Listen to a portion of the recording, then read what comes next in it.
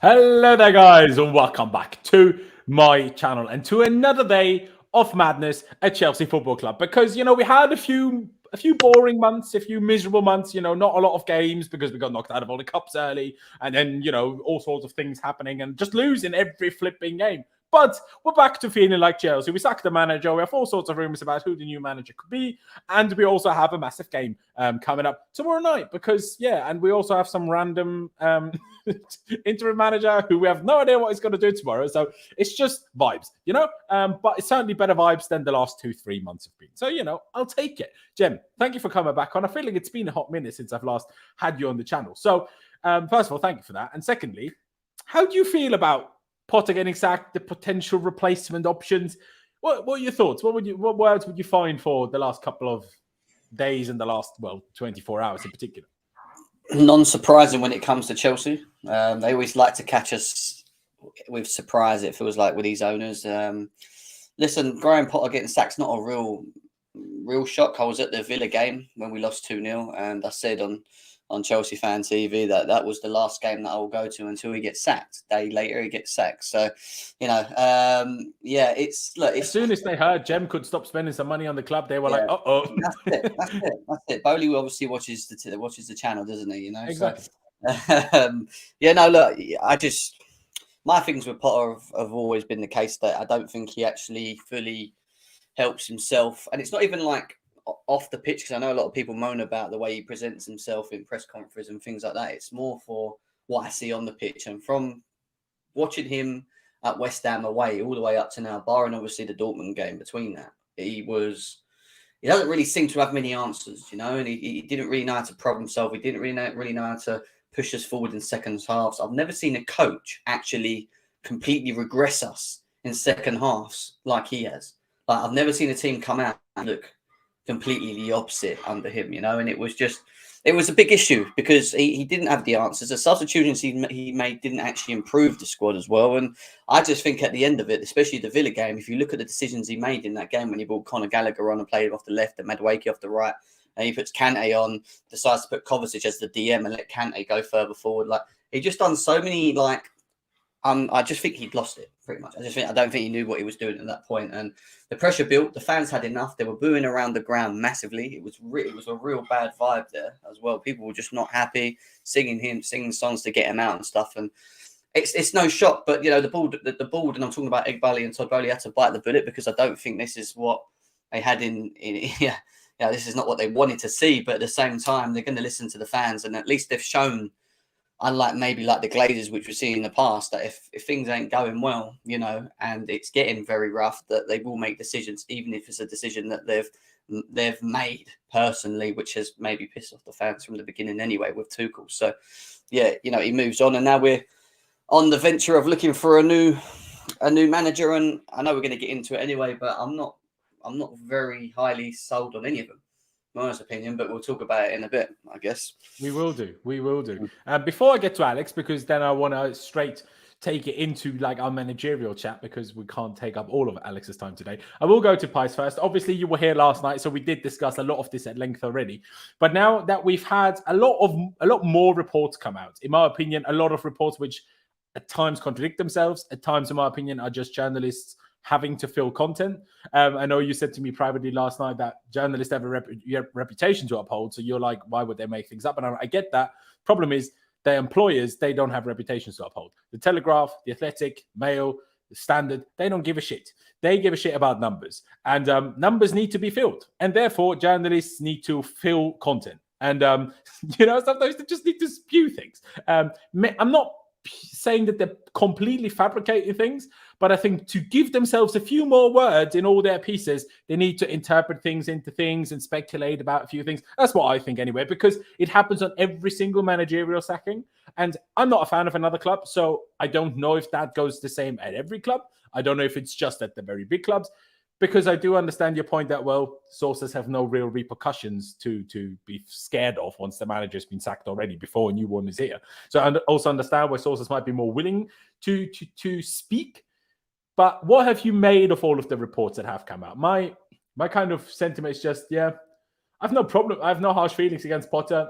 Maybe he was just a bit too nice. I still don't think he's a bad manager. but maybe he was just a bit too nice for this level of club, or just too inexperienced at this level to be at this level. One of those two for me. But what have you made of everything that's come out, well, since we last spoke, really, Pies? Pretty much what you just said, to be honest. I think perhaps a little bit too nice. I think there's been a lot of reports which state, the players didn't really, they were expecting different things. But I also find it extremely ironic, by the way, because when Tuchel was sacked, all the stories at the time were how, like when Potter got appointed, I remember the Telegraph, Matt Law doing a piece where he was like, oh, the players are really happy now they've not got someone that's going to shout at them. Now Potter doesn't shout at them. It's, oh, we expected them to shout at us. Like, what the fuck is it? Like, you know what I mean? What manager do you want? So the players are just seem like clowns, to be honest, as well. They seem extremely bipolar. Not even I just think that it seemed like children. And to be fair, we did sign about 15, 20-year-olds. So maybe that's what you get when you do that. But... I mean, it's definitely hard to paint the full picture. But I think if you paint, somewhat of a picture, you'll come out with a few bullet points. And I think those are, Graham Potter was too inexperienced. Maybe it was too big of a jump. A big club, too inexperienced, to manage a big club. Maybe he didn't, not realise the standards. Maybe he didn't I don't think he bought into the tradition of Chelsea and that sort of thing. I was speaking to Alex last night on the podcast. I don't really think he ever made an effort, apart from the Dortmund game when we won, to ever really just show that passion to the fans, that sort of thing. And I made this point. We didn't win enough games for him to have many opportunities to do that. But I even remember, again, something I said to Alex. I remember when, I can't remember what game it was. You remind me. Azpilicueta got a head injury, didn't he? Southampton. It was Southampton, yeah. And I was saying that it's perfectly fine for Potter to stand there and be, concerned with Azpilicueta and stuff like that. But he was sitting on the bench a lot of the time. And I remember that later that night, there was, a report from the Mail. It had some pictures and quotes from fans where they were saying they were all shouting at him, like, get up, talk to your team during the break. And that sort of thing, whereas all our team was just kind of passing the ball around themselves. Like that sort of disconnect between team and manager, I always felt was a little bit there. And certainly with the fans. And I think, it was just too soon for him, I think. Fair enough. Alex, thank you for coming on. Thank you for giving us your time. I'm sure once we do appoint a manager, whoever that shall be, we will have you back on to get a little bit more insight or, just your opinions on the whole thing. But as a somewhat of an outsider, obviously, I'm sure with just being on Twitter, it was difficult to miss a lot of the things that were happening around this sacking. But as a neutral, as an outsider, what has been your perspective? Now, you texted me last night saying, well, I don't think the decision is a bit rash, simply because, well, it's one loss directly after international break. So you were like, if you were one loss away from sacking him, surely just sack him before the international break. And when you said it, I was like, to be honest, it's a fair point. I think part of it is just an unfortunate timing of when we got what results, because obviously we were awful for weeks and weeks and weeks. And then we all of a sudden did win 3 under bounds. So they're probably not going to sack them as in the middle of those 3 under bounds, just as we qualified for the quarters against Dortmund. And then, yes, we didn't beat Everton, but we got a somewhat unfortunate draw. And so then you're going into the international break on 3 wins, 1 draw. And that probably makes it difficult to sack the manager, even if you would want to. My only benefit, and then I'll let you speak, that I see from them waiting this long is at least I feel like it might give them enough leverage for discussing a project with future managers to not come across as you're just sacking every manager, because we have just sacked the second manager in the space of 7 months. So that will be something on potential new managers' minds. They will all have a few concerns about that, because Oli Ekbali with Stanley, all of those guys, Laurenz Stewart, they will all sell them this project and say, hey, we were going to do this with you and that with you and this with you.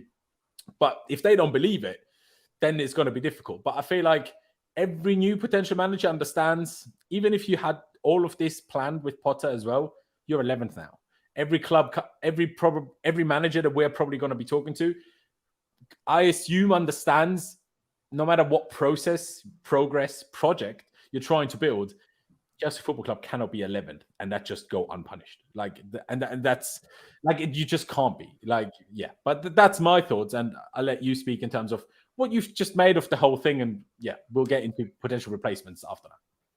Yeah, it's been a bit of a confusing one, right? A bit of roller coaster for you guys, and it's just such a left turn from the we're going to judge Potter by years, not months, and then you've judged him by weeks, pretty much, or by games.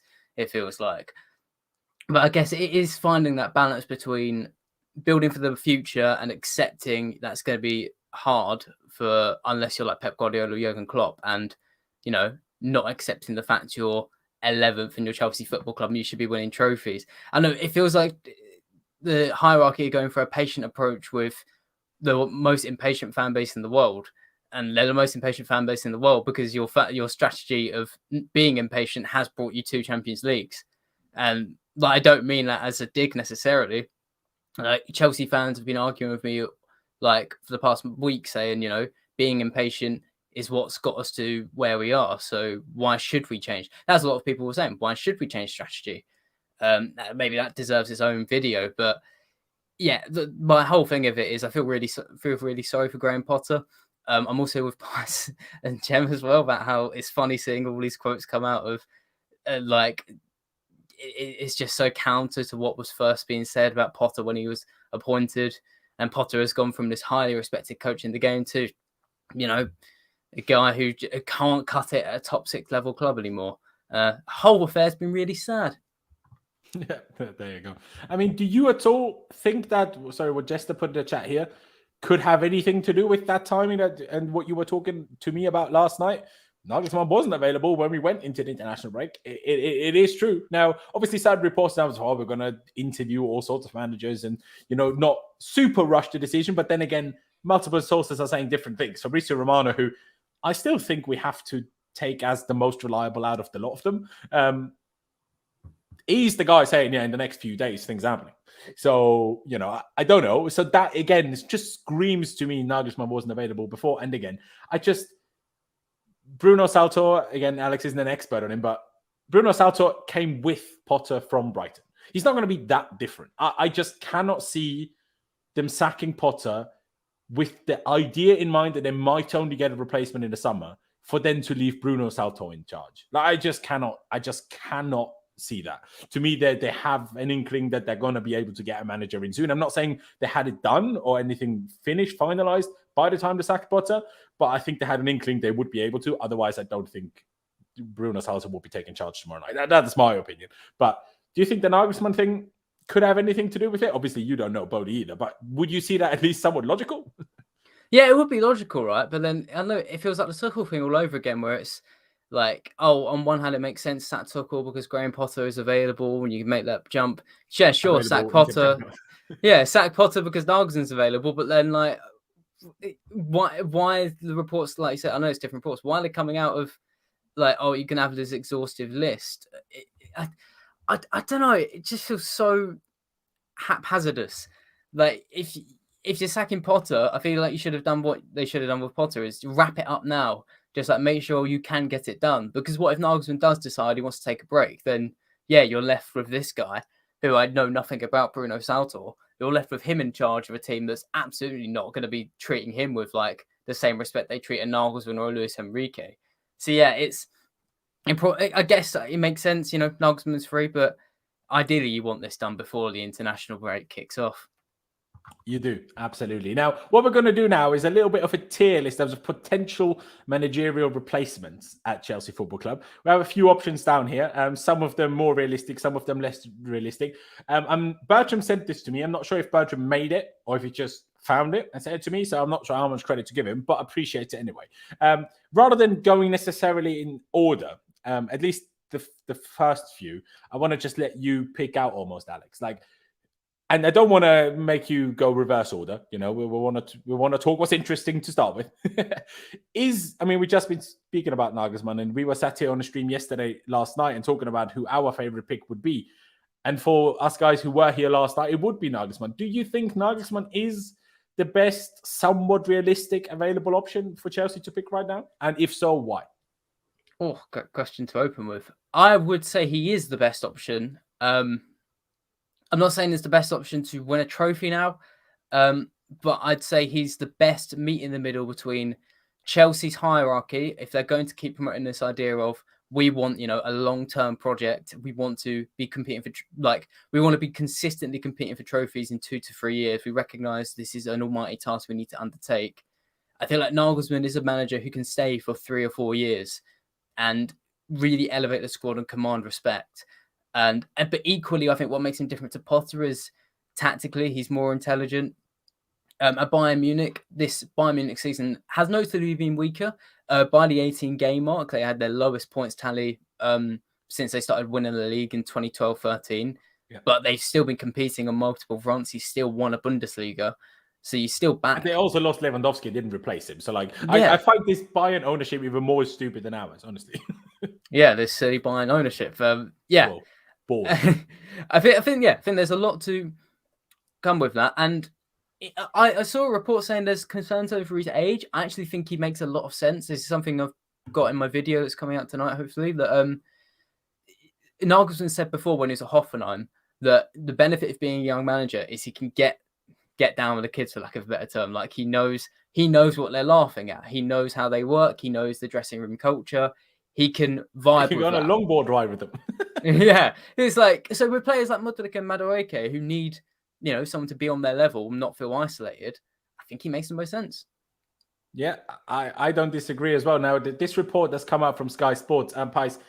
Now, you and me and many of others have over the last few years stopped taking Sky Sports seriously for anything other than breaking news because they have a good app with good quick notifications. But ever since everyone just started turning on Twitter notifications, no one really used that anymore either.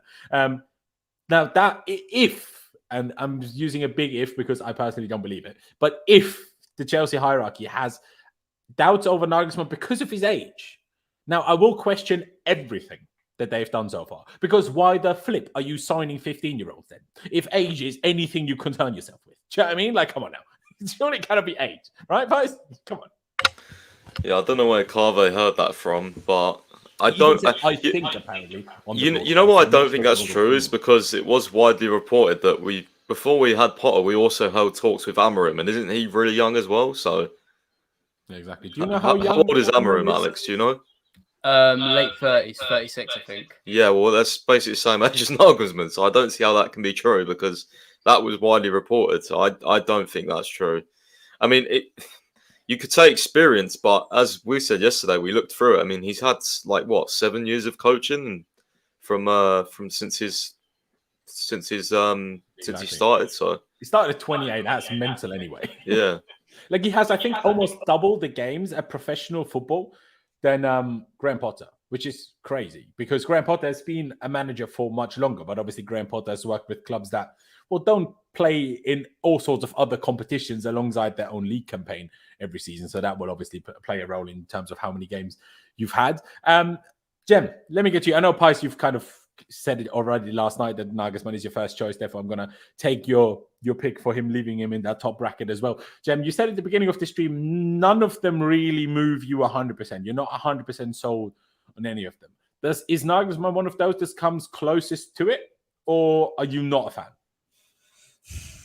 I think the issue we have at this point in time is that we're very limited in what, in options in regards to what we can pick. And then when you look at and I know we're going to go through the others as well, but if we're talking specifically Nagelsmann and what's around, I would probably say that he fits the model more in what we're trying to do. And I think we do want to carry that sort of Red Bull model. And when you can only look at the young sort of projects, the young youth guys that we've signed and brought in. And so, it makes sense why we would look at someone like Nagelsmann and his age. And obviously I agree from the tactical aspect. I think he's a lot more tactically equipped.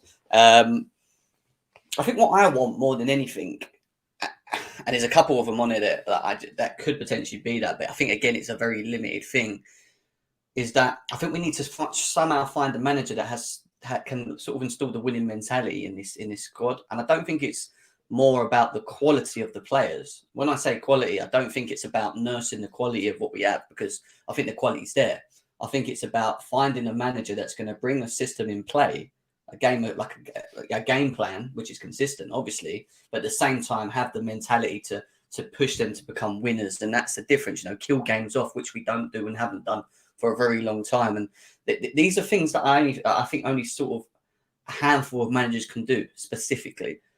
So it makes it hard for me to get very jumpy out of my chair excited about any of them really that we've been heavily linked with. I'm talking about. You know how you just said in terms of instilling a winning mentality. Do you think? Because I think, yes, we do need to do that, but I think that it's pointless if we bring a manager in, like say we brought like a Zidane, which we won't, but say we did, and he comes here and says, I want to win the league and the Champions League next season. That is so unrealistic with where we are right now that I'm not even sure that would be healthy. So I would say that, yes, installing a winning mentality is important, but I think it needs to be like one step at a time. Like, yes, install that mentality, but not snap from one day from today to tomorrow. I think it needs to be a progressive. We go from winning 3 in 22 or whatever it is to winning most games. In like that, that needs to be that can't happen in one. That winning mentality also comes from the character of the person that you bring through the door. You know, specifically, and that's what I'm saying. I think it's important that you try and you look at Graham Potter specifically and how he managed the group of players that we had. We have to remember also as well that when we get to the summer, this squad's going to be huge. Like, this is going to be a big squad. So you're going to need a manager that's going to be able to make the right decisions on who we're going to get rid of potentially, who we're going to look to loan out, and obviously try and find the right balance in the squad to move forward as well and make us effective again moving forward. And there's a lot, like my point is, there's a lot that needs to be done for the next manager that comes through the door.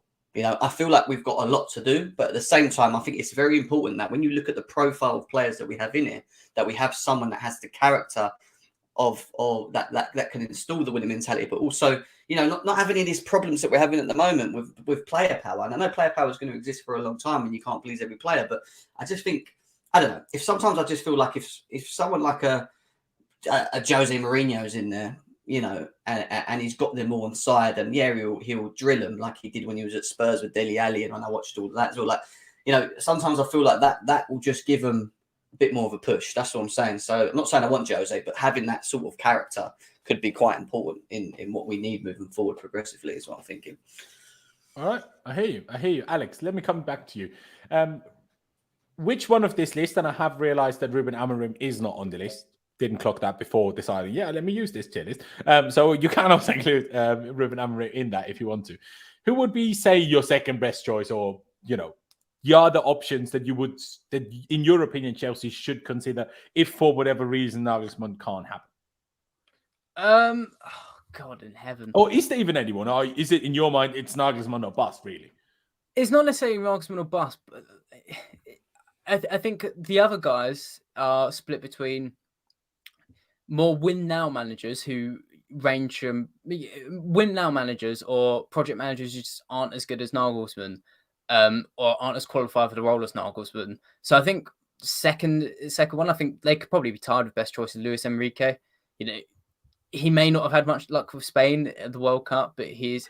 Would you put him in best choice alongside Nagelsmann, or would you put him in? Yeah, because I feel it's a bit insulting to him to put him acceptable, because he's. I mean, you can't change that. Well, I came up with that. Yeah, but he's Barcelona's side of all conquering. Pep Guardiola called him one of the best coaches of all time, and I think he'd be really good for Chelsea to build on a possession-based team. So he might try and look for win-now players. He might not necessarily be completely on board with youngsters, but I think he would get Chelsea moving in the right direction, rather than some other people on the list who, like, I'm looking at and I'm putting straight in no chance or not it.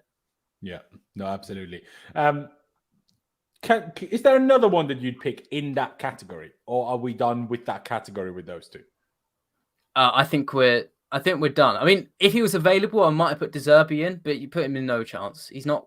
I was listening to the Brighton correspondence earlier. They're not going to let him go after barely like a season. Yeah, no, and you know what? Let's just put him in no chance straight away. And not Can I get rid of all the no chances? Manager, and not even because Brighton don't want to let him go. If Chelsea, I mean, in a way, if we have some more millions lying around, I'm sure we could change their mind. But purely for PR reasons, we cannot go for Potter's replacement at Brighton. Like, we cannot do that. Like, we will never sign any good player ever again, because we just look like the biggest clowns ever if we do that. I don't care how good he is. Get him in 10 years. Once he's done some other clubs, if you really want him, get him after Brighton, after wherever he's gone next. But no. Can I put a couple other managers into no chance? Sorry? Can I put a couple other managers into no chance to save you some time? Right, Zidane, he's not interested in the Premier League. I follow French media really closely. He's never had any interest in it, not even when Manchester United. Like, he wouldn't work with our squad, would he? At least I don't think so. Nah, I'm more than happy to wait out. I'd also take out Hansi Flick. He committed to his future after the World Cup, unlike Enrique. He's committed to the Euros at least.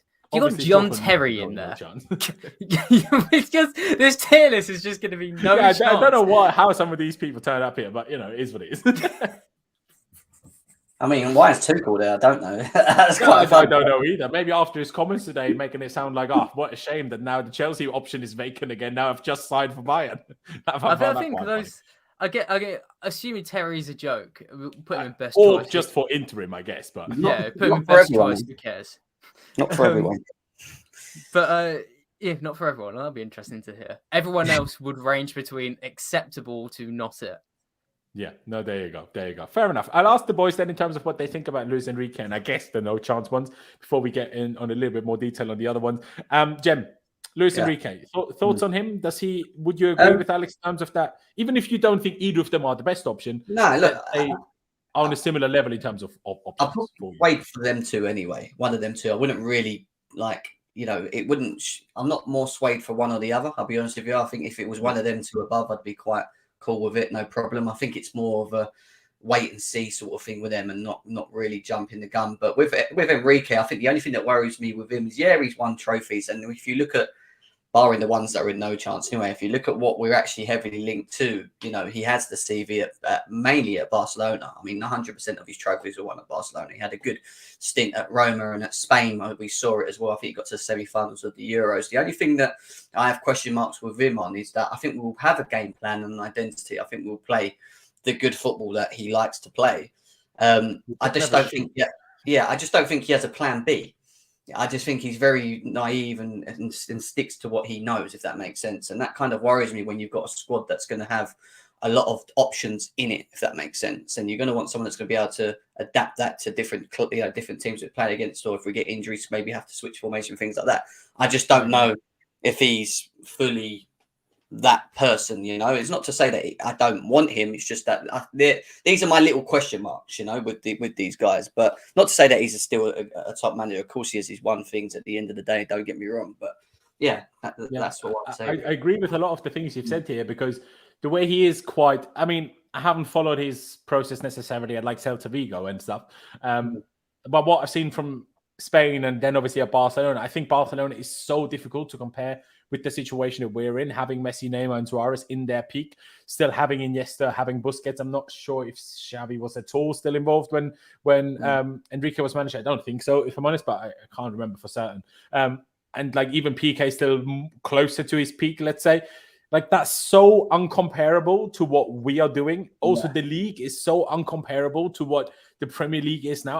I would just fear that if you play the way Enrique does and you're not exactly known to have like another plan, I'm not sure quite how his football will work in the Premier League with how the Premier League functions at the moment. Everyone just parks the bus against us. It's so physical, it's so quick, but it's not end-to-end though. So it's like, I'm just not quite sold. But there are a lot of things that I like about Luis Enrique. Arguably, some that I like a bit more, but then about Nagelsmann. I love a 4-3-3. People know that. I much prefer a 4-3-3 than another 3-back.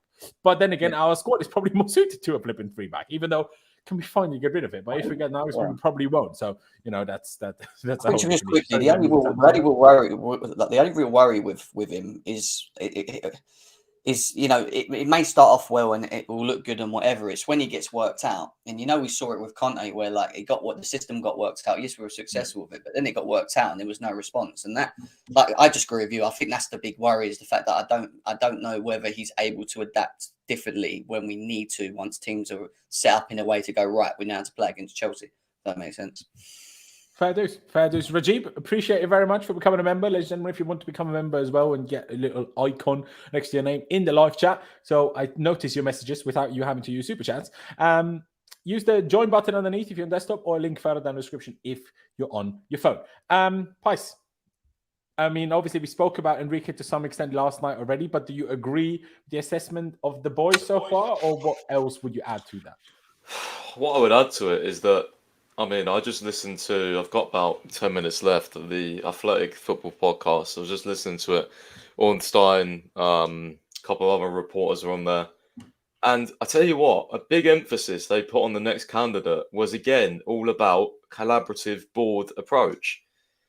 They obviously said they're looking for certain managerial qualities, but they put a huge thing on emphasis on working with, someone who's a collaborative individual and stuff like that. So I don't know if Enrique or even Nagelsmann are those type of people. So, I mean, Ornstein said it might not go the way Chelsea fans think it is. So, I mean, I am a little bit worried after that they might employ another yes man. But, yeah, I mean, I don't, with Enrique, I think, I agree with what you guys have said, especially Jem. I don't know if he has, a plan B. And also, I think with his such heavy possession-based football, I feel like some of our fans at home might, how the fans get agitated if we haven't scored after like 60 minutes, and it gets a bit sort of, it can get a bit of all, itchy at the ground and that sort of thing, and you're a bit frustrated, and the players can, get frustrated off that. So I don't know, like, would the football of Enrique actually be that exciting? Would it be that quick of a transition, even though he is a high-level coach? Not too sure. Yeah, I mean, we saw it under Sarri, heavy possession-based football. If Hazard hadn't bailed us out 50% of the games, then fucking hell, it would have been even worse than what it was with the fans. So, yeah, I'm not too sure on like Enrique's style of football. The reason why I put Nagelsmann like as my favourite is because he is adaptable, and we clearly know that. And he's actually had like not complaints, but like one of the things the Athletic was saying, I said yesterday on stream, was that Bayern players almost thought he was a bit too adaptable and that he made subs too quickly at times. So I'd rather have that guy, though, than the guy that doesn't do anything and just sticks to his morals, because I hate stubborn managers. They're the worst thing in world football. So, yeah, I mean, I even got annoyed at Tuchel at times because he just wouldn't switch. He just 3-4-3, 3-4-3, 3-5-2. So, and when it's not working, it's like, can you just like do something a bit different? So, yeah, that would be my worry with Enrique. And just my worry overall is that the big emphasis in that podcast, and I trust them heavily, The Athletic, they said someone who can be collaborative. So I was like, because apparently they really liked it under Graham Potter. So I need to look into, I mean, maybe Alex can help us, but I need to look into what work Enrique and Nagelsmann have done with boards. Are they collaborative individuals? They were saying that they ideally want someone that can be involved in unified decisions and doesn't want all the power, like how they've apparently viewed Thomas Tuchel. They thought Thomas Tuchel wanted to be, I want to do this is my way type thing. They want someone who's aligned with them. And I think that's actually very hard to find a coach like that nowadays. That's why I think Nagelsmann is the best option, essentially, because having Bibel there, having Laurenz Stewart there, who's worked with him before. Now, obviously, we don't necessarily know how perfectly well they always worked together and how well they got on. But, I mean, they didn't sack him. So, now, obviously, they always did well with Leipzig, so it would have been ridiculous to sack him. But even still, I think that is partly what makes him the most logical and best option, if I'm being perfectly honest with you. But I do hear what you're saying in terms of what they have said in that podcast. Let me quickly get up the super chat before I ask Alex another question, although this kind of stems from what Alex said. It says, what is this idea of young age manager understanding younger players? What are you saying about Vinicius Jr. under Grandpa Ancelotti? But, I mean, without trying to take the words out of Alex's mouth, just because something is more likely to work doesn't mean another thing is impossible to work. Do you know what I mean? So, like, we all know that Ancelotti is a great manager. We know that he's a great man manager, except apparently Eden Hazard, who he doesn't speak to. We know that about him. So, like, that doesn't mean that a younger manager still can't have certain benefits to deal with younger players, though. Just because one old manager is making it work with one, in your example, one young player, especially when you look at the rest of the Real Madrid squad, it's not exactly young now, is it? We've got to be certain of that as well. I mean, obviously, Alex, if you want to respond to that, you can. Otherwise, my question would have been, which one of the managers at the bottom... Actually, I'm going to bring this up before. My apologies, just because we're just finished speaking about Enrique. He says, I do feel Enrique is a bad move due to his possession style of play, which we had previously and has not worked. Would pick Nagelsmann or Poch rather than Enrique. Well, I personally certainly wouldn't pick Poch, but yeah, I mean, fair enough. It's an opinion to have for sure. Like I say, I'd have a few doubts as well. Then again, I'd be intrigued to see it at the same time. So it's a difficult one. Alex, so back to my question I wanted to ask you. Appreciate the super chat, Regime. Who would you put in acceptable out of this list below?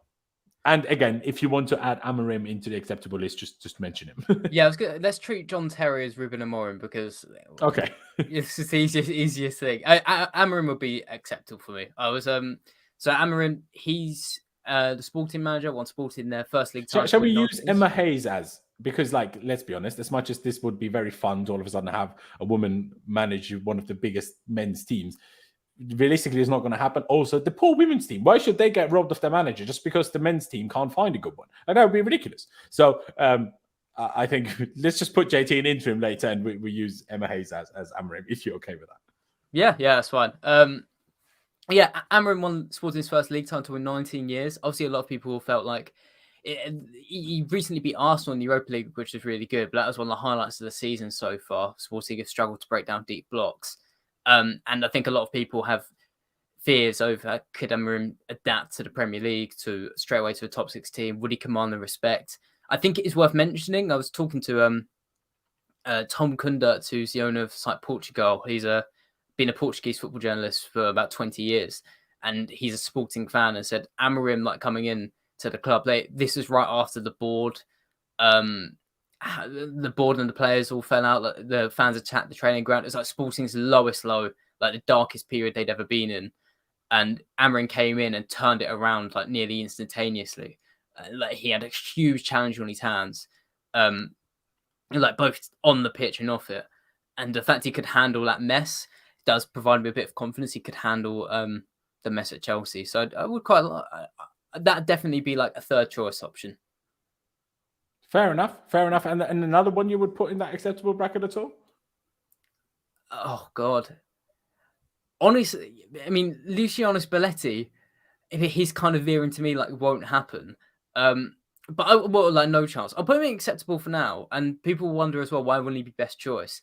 The reason would be that it's a little bit of controversial opinion that Spalletti has been excellent at Napoli. Like, his little tweaks in games as well has been as impressive as the consistent football. But Napoli have really been good because since Mauricio Sarri came in 2014, they've largely been playing the same formation and the same style of football, like very high intensity possession-based football with all the, if everyone's pulling in that direction, all the backroom staff, all the transfers and everything, it's set up as Spalletti to have obviously not an easy job. Like, he stormed Serie A this season and he came very close last year. But it's an easier job, in my opinion, than coming into Chelsea and trying to turn everything around there. He's not even feared to working abroad. He went to Zenit before. But yeah, he'd feel like he'd be no chance. If not, I think he'd be third or fourth choice for me. Sorry, for a second, I had no sound. I heard most of what you explained, but who were you talking about? Spalletti, yeah, of course. I mean, so you put him in acceptable, but also kind of no chance. Is that what you're saying? Yeah. If there was an in-between, but he's not an interim and not it. So it's a hard one. Yeah, no, it's true. It's because, like, first of all, you would never get it before the end of the season, obviously, because let him win the Scudetto with Napoli first. Even though I don't know what happened to them last night. I mean, that was crazy. Is it just Osimhen missing? And then they just crumble like that? It was crazy to me. I don't know. But yeah, anybody else, or all the other ones probably going into them lower categories? Just put Pochettino not it, please. I don't get these Chelsea fans. Hey, I'm not even putting him in not it. I'm putting him down off my screen, man. Pochettino is yeah. It's worth saying as well from Poch. He shouldn't be. Maybe we just leave him down here because not. But can I just say something real quickly about Poch, right? If what Piers is saying is true about what he read in the Athletic, out of all of them, he's the biggest yes man. Yep. Yeah. He's the biggest yes man. I was going to say about Poch as well, Jem. Like, obviously, you guys are Chelsea fans. You're going to have your very rightful reasons for not wanting Pochettino. Like, I was watching PSG last year, and I'd say I wouldn't want Pochettino either. His team are terrible at breaking down deep blocks. And yeah, PSG one of the hardest teams in the world to manage. Chelsea that much easier at the moment. So yeah, even from away from the emotions and what he like being a Spurs manager and one of their best managers, bringing him in, I'd still say no, personally. He'd still be not it for me. The two clowns on Sky Sports have just said that Chelsea should get Poch as well. No, go away. Because they all think this. I just cannot understand. Like, did you not what PSG have one of the best squads in Europe? And when they went to Europe under Poch, they literally played like Burnley. Like, how can you even... They literally parked the bus and hoped a long ball to the insanely fast Mbappe would solve their problems. How can this be an option? I do not understand. They're living on the whole story of Spurs with Poch. And then people keep doing that and thinking, well, look at where Chelsea are and Spurs are. Number one, we got, I think, better quality players than what Spurs had. Yes, he brought through Harry Kane, who you can say is run off and, but Harry Kane is Harry Kane, Exactly. Man would have made him good. Exactly, but then they're going to talk about Dele Alli. But where did that end after he left anyway? That it was 1 year wonder, and he disappeared. But for me, Poch is just like he's not the guy that you want. Like when we was talking earlier about winning mentality, he's probably the last person on the list that I'd want as the manager of Chelsea. And the argument for wanting him, when I've had it, because people have been saying it to me, I know people that want him at Chelsea. There's a couple of people that want him.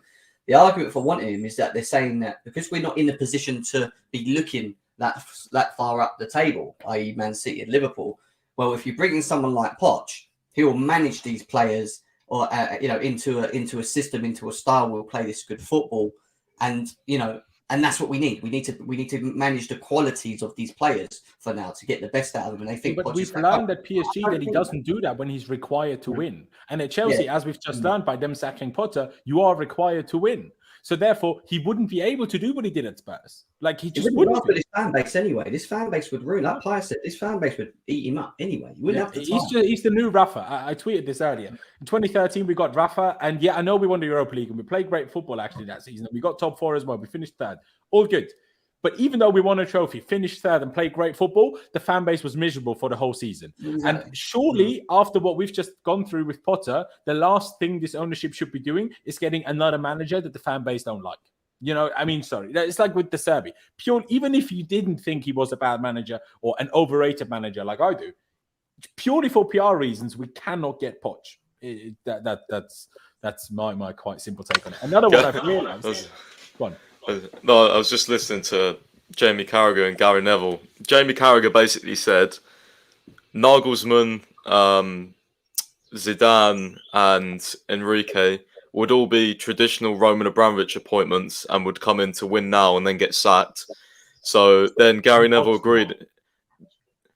What? And Poch wouldn't, is what you're saying. Yeah, and then Gary Neville said so they should get Pochettino because if they get Enrique or someone like that, they're going to want more money, whereas Poch will work with the squad that he has, basically. Yeah. I just think they have no idea about Julian Nagelsmann and have never heard his name until he went to Bayern, if I'm honest, and didn't even realise what's happening. It's just English punditry for you. They don't know what happens outside of England. It's a rival comment for me. That's of course they're going to want us to not get managers at the end of the day. They've seen what Poch has done and they know. So that's the way I see it. Absolutely. It's also like the comments from Thomas Tuchel, like in terms of making almost a new ownership sound bad. Oh, it's different. It's not the same Chelsea anymore. And even though that's true, I mean, it clearly is different. It's different ownership. Everything's changed. That doesn't necessarily mean it's worse. But the manager that got sacked 2 months or 3 months into the new ownership being here isn't exactly going to lose the best words about this new ownership. So, like, I wouldn't let that, take you down too far. This is all I was trying to say. Yeah. Alex, another one that I realized is not on this list is Oliver Glasner from Eintracht Frankfurt, who there have been some links from Chelsea to him. I'm Austrian, but I'm still no expert on him. I know more about him when he was still in Austria than when he left, than what he's done in Germany, other than obviously the main big things with Frankfurt. In Austria, when he was still working here, he wasn't known as a particularly nice guy, number one, but a bit of a twat, and also difficult to work with. So even regardless of whatever else he did, surely that automatically should make him not an option for Bowley if he's difficult to work with. But maybe he's changed. So what would you say about Oliver Glasner? Your initial reaction didn't exactly look it's like it'd be like a second choice 2013 Mourinho, 2013 Abramovich pick. Like a Glasner, that's not to downplay him, like necessarily what he's done at Frankfurt. Wouldn't he just be another Potter? I feel like there'd be so many similarities. No, I think he'd be. I think he'd be. I don't want to say worse, but like, so Frankfurt. It might be worse, but in terms of type of appointment, it would be.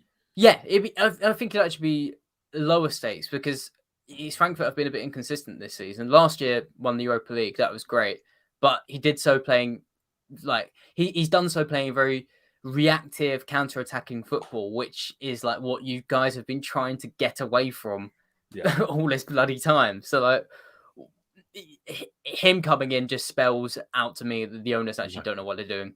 No, true. To be fair, I say similar to Potter. In that sense, you're absolutely right. He's not, because Potter did the opposite. Potter took a team that wasn't good and still made them get good results by getting good points, which is the impressive part about Potter. Unfortunately, it just didn't quite work at Chelsea. Is there anyone other than JT you'd put into interim, Alex? Because for me, I would put Jose in interim, because I don't want to put him in not it.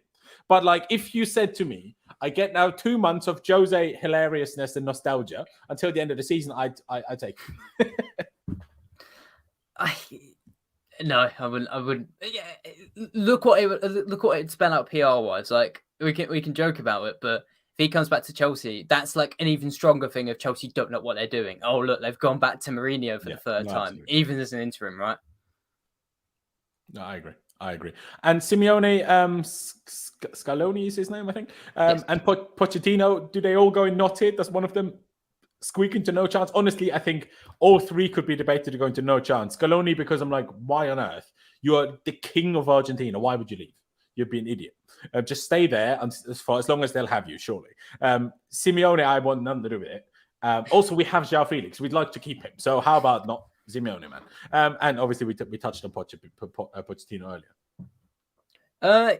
Tell you what, but if you'd asked me like 3 months ago, I would have had all of these and not it. And they still are. But Simeone's Atletico Madrid recently have been pretty interesting to watch. Like, his main problem for the last couple of years has been he can't coach a team to break down a deep block, and he can't coach a team to defend a counter-attack. It's like Atletico can only play in a 4-4-2 block and then spring forwards. But recently, from like the games I've watched, they've actually been really exciting, and they've like with Memphis and Griezmann in a team, they've been a lot more secure in possession, like really nice patterns of play.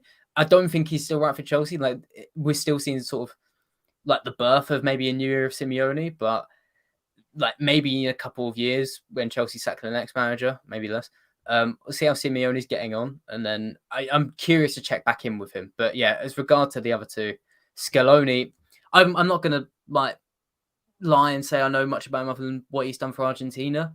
But it's always a big risk taking someone in from the international team. That feels like Daily Mail. Also, has he done anything with any club teams? I don't know. Probably just teams in Argentina, and then Portugal. You know what? I'm going to put him in no chance. But yeah, I'll tell you that. Fair enough, Alex. I appreciate you giving us your time. Like I said, if once we do appoint a manager, or once we get so close that we know who it's going to be, essentially, we will have you back on to talk about everything in even more detail. But yeah, everybody, please do check out Alex's. Wait, Laurenz, can I ask something? Go on. Can I ask something to Alex? What do you think about Gallardo? I don't even know who the guy is, if I'm honest. At least, I know that's maybe not it must have, yeah.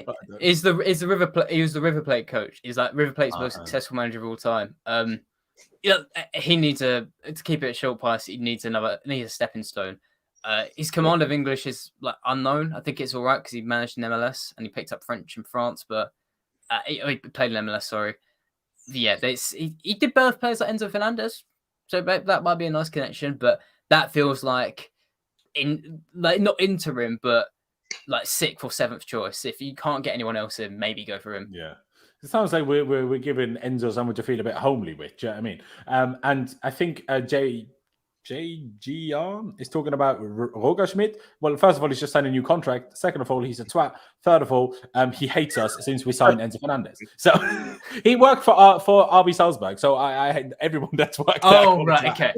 I was wondering what no on a real basis to base that on. But yeah, Alex, appreciate you very much. Everybody check out his TikTok, YouTube, and of course Twitter. Links are down in the description. And Alex, we'll see you soon and take care. Thank you very much, guys. Have a fun stream. Boys. So, before I get your final thoughts on where I've placed all of these other guys, because I do want to quickly finish it, I do want to bring one thing up, and there's a few other tweets which I will bring up soon, but this, I think, is quite big news, actually.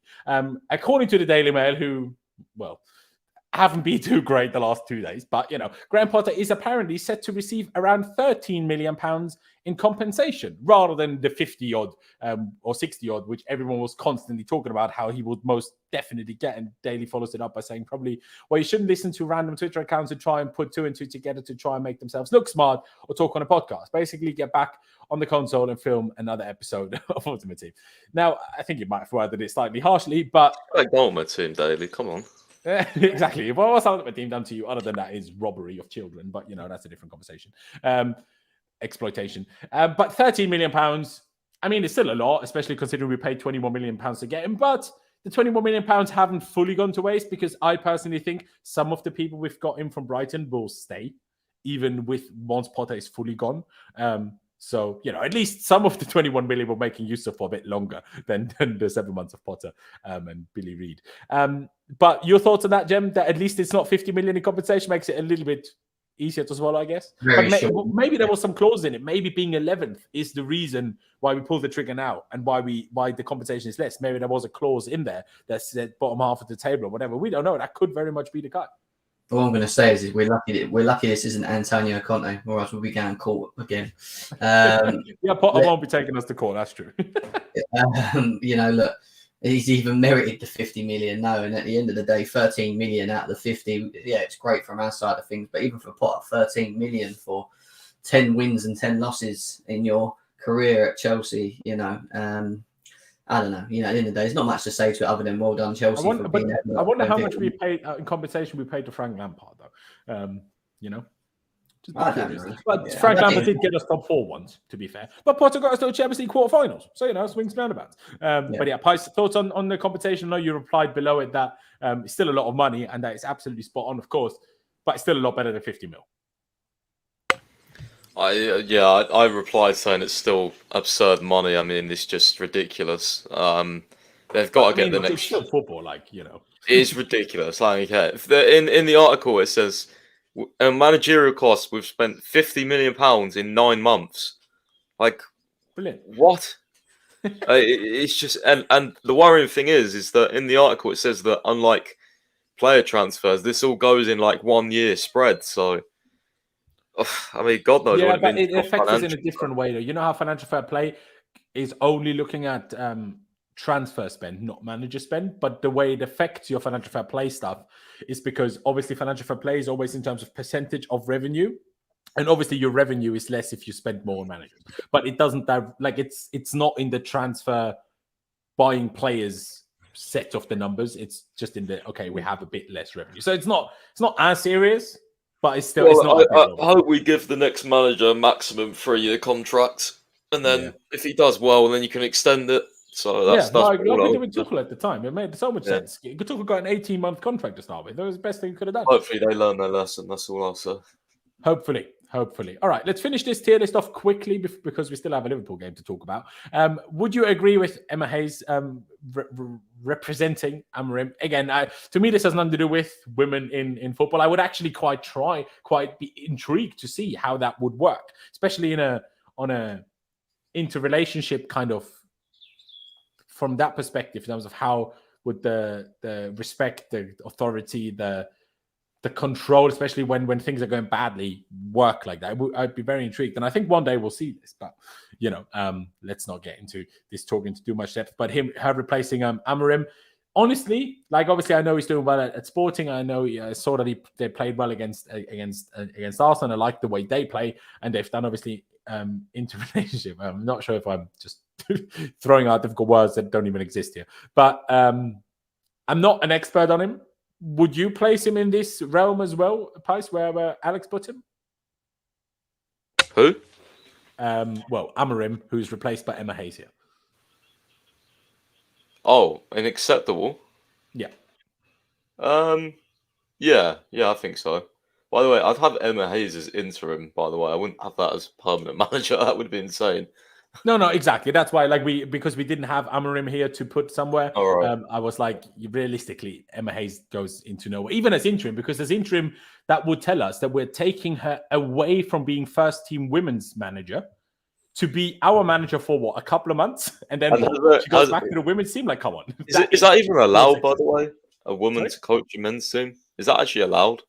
I don't know, but it should be because there is plenty of men's managers in women's football, so it would be ridiculous if it wasn't. Yeah, but I assume it's allowed. I assume it's allowed. But there you go. Jem, your thoughts on Amorim? Do you know much more about him? Honestly, like I say, I'm not an expert on him. If we get seriously linked with him, trust me, guys, I will do my research and I will have my fairly judged opinion. But at the moment, I honestly don't. I don't watch enough of them, but again, I watched the Arsenal game and I thought, the way he set them up was pretty impressive. My only real no to it, and why I'd say no, is just that haven't we learned from Graham Potter in terms of just bringing the unexpected across and hoping that they're going to be able to do something? I don't know whether. I don't know. I'd probably say no to that, in my opinion. But yeah, we move. If you say no, where would that place him? Not it, then? Is that just not it for me? I just think, like we said, we've learned from Graham Potter the unexpected, not knowing if they're ready to take on such a big club. And I think I'd rather take on managers that have actually, all right, they may have excelled from the smaller clubs, but then managed the bigger clubs and they have some sort of resume behind them, like what Nagelsmann's done at Bayern Munich, for example, and obviously Leipzig and stuff like that, which makes sense, yeah. Guys in the chat, I don't think that's how Pies meant it, but as long as it's just bantering, it's fine. But what?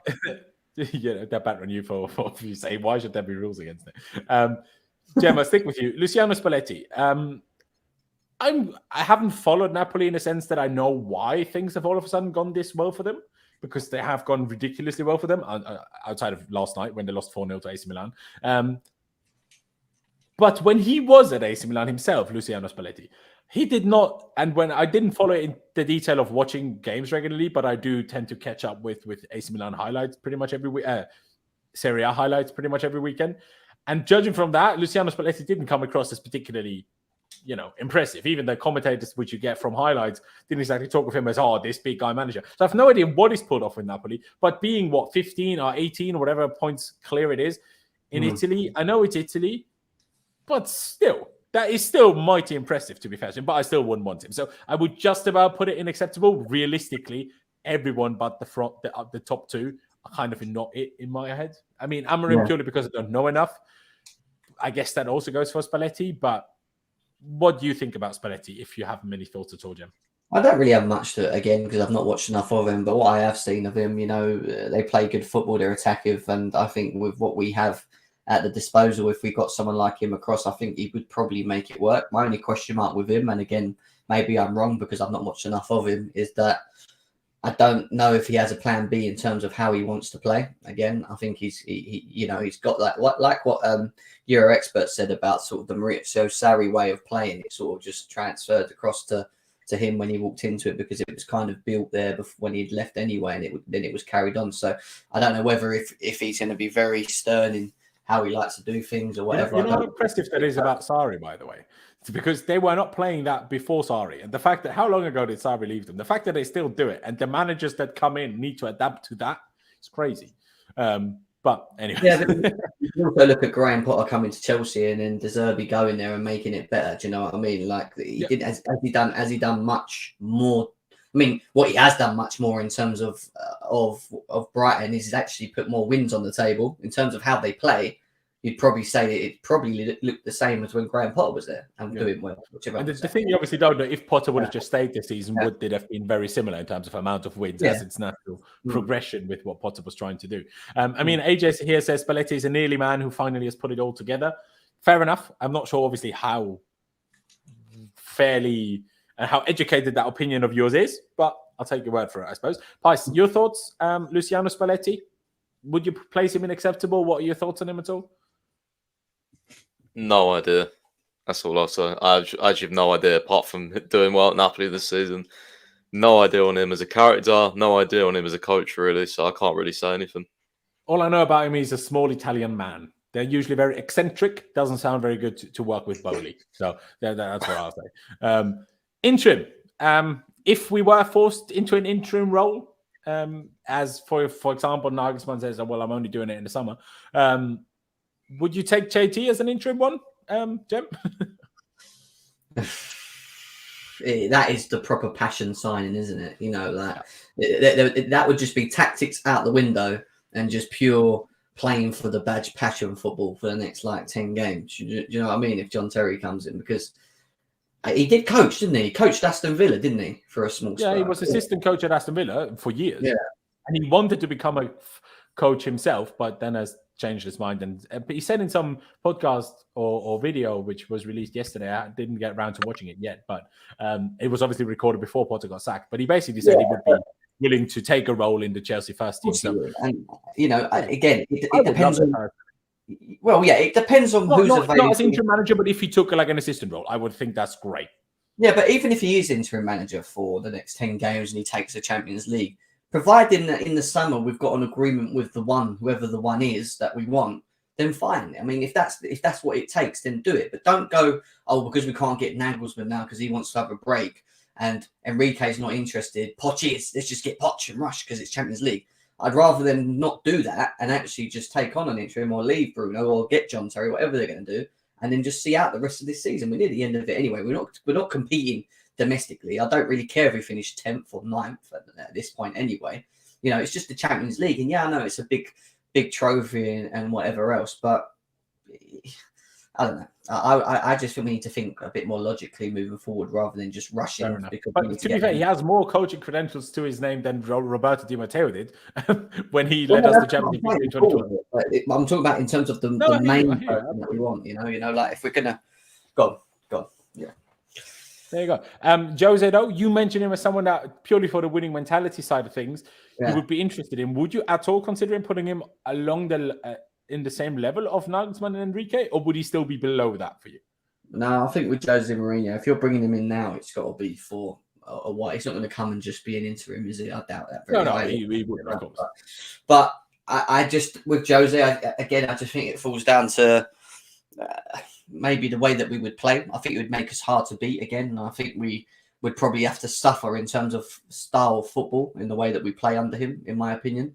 And you've got these players that are quite direct and driven and, you know, and skillful. And you're going to be asking people like Mudryk to be a left back and defend and work hard when we ain't got the ball. And then like he's going to demand a lot, which I don't mind. Don't get me wrong, he's been very successful with, but I think we've kind of moved away. It's been a long time since he's last been successful with it. Exactly. That's the other thing. Yeah. So that's what I'd say to that. Yeah, exactly. So I touched on it earlier already. Realistically, I would put him here, but purely for nostalgia and for the fun of what it would be. If, for example, neither Nagelsmann nor Enrique, because I'm not fully sold on any of the other ones, if none of them were possible right now, obviously this is not realistic at all, and I'm not saying it is or should be, but if there was an option to have Jose from now until the end of the season, I would find that fun. Hence why I put him in interim. Pice, your thoughts, JT, and in my books, just for the fun of it, Jose as interim, would you be on board with either of those two? If not, in terms of Jose, just because obviously completely unrealistic, where would you put Jose? Not it? Would you go as far as no chance? Would you even put it in acceptable maybe? Jose would be not it for me. I think it'd be a car crash with our ownership. That's why only as interim. Everything else would be crazy. I'd put him in not it. I think John Terry already said last night in a podcast that he's given up coaching unless he had a role under the next coach at Chelsea. So he wouldn't even. Interim is still within that realm, though, don't you think? No, I don't think he wants to be an actual manager. I think he wants to be an assistant. I think he said he'd give up with it. I mean, fair enough. I read what obviously him saying that, but I just don't think that means. Bro, why isn't Lampard here? By the way, asked him, would you be interim manager until the summer? I guarantee he'd say yes. I'd rather ask Lampard that than Terry. Would you? I would just get Terry and just to slap all of these players every time they play bad. Oh no! At least Lampard's actually coached for a couple of teams.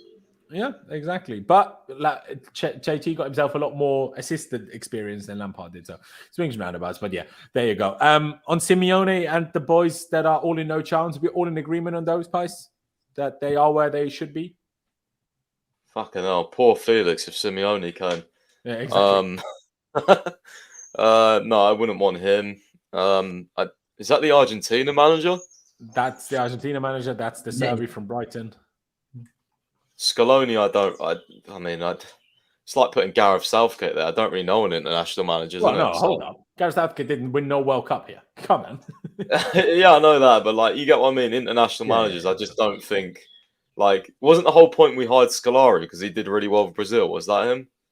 Yeah, he won the World Cup with Brazil. But we hired him like 6 years after that happened, so I'm not sure if that was actually the reason. I done. Fair And enough. the Copa America as well, to be fair. Yeah, he did not just win the World Cup. He won 2 trophies, to be fair to him. Yeah, he still lost to Saudi Arabia, though, so I don't know about that. Maybe we should get the Saudi Arabia manager. I think he's now taken over as the Hervé Renard, manager of the French women's national team. That guy. I forgot his name. Hervé Renard, De Zerbi, I just, like you said, PR reasons, like, what the fuck? Like, if we hired De Zerbi, like, that would be the funniest thing in existence. Like, Mate, what I would the literally hell, dig man? a hole and sit in it until he's gone again, just out of pure embarrassment. Bro, not they because, would again, not because he's bad, but just from everything that surrounds It that. just, like, yeah, PR, everything, nah. No way, that's no chance. But it's football, you never know. But no, I don't think so, personally. I think I pretty much agree with what we've got there in terms of no chance, not it. You know, and I'm just not sure on Spalletti, to be honest. I have no idea, really. We wouldn't be in this position if the one man in the bottom corner wasn't sacked originally. It goes to show, doesn't it? If we look at what we did have, and then when we got rid, and then what was available, think of it like that, and what we're looking at now. So honestly, we'll just get that one right. Tuchel, when we appointed him, like in January 2021, and Nagelsmann right now, I would probably pick Nagelsmann over Tuchel at the time. I will say that much. Now, obviously, Tuchel since then has won the Champions League and it's been very impressive with us, so that changes it.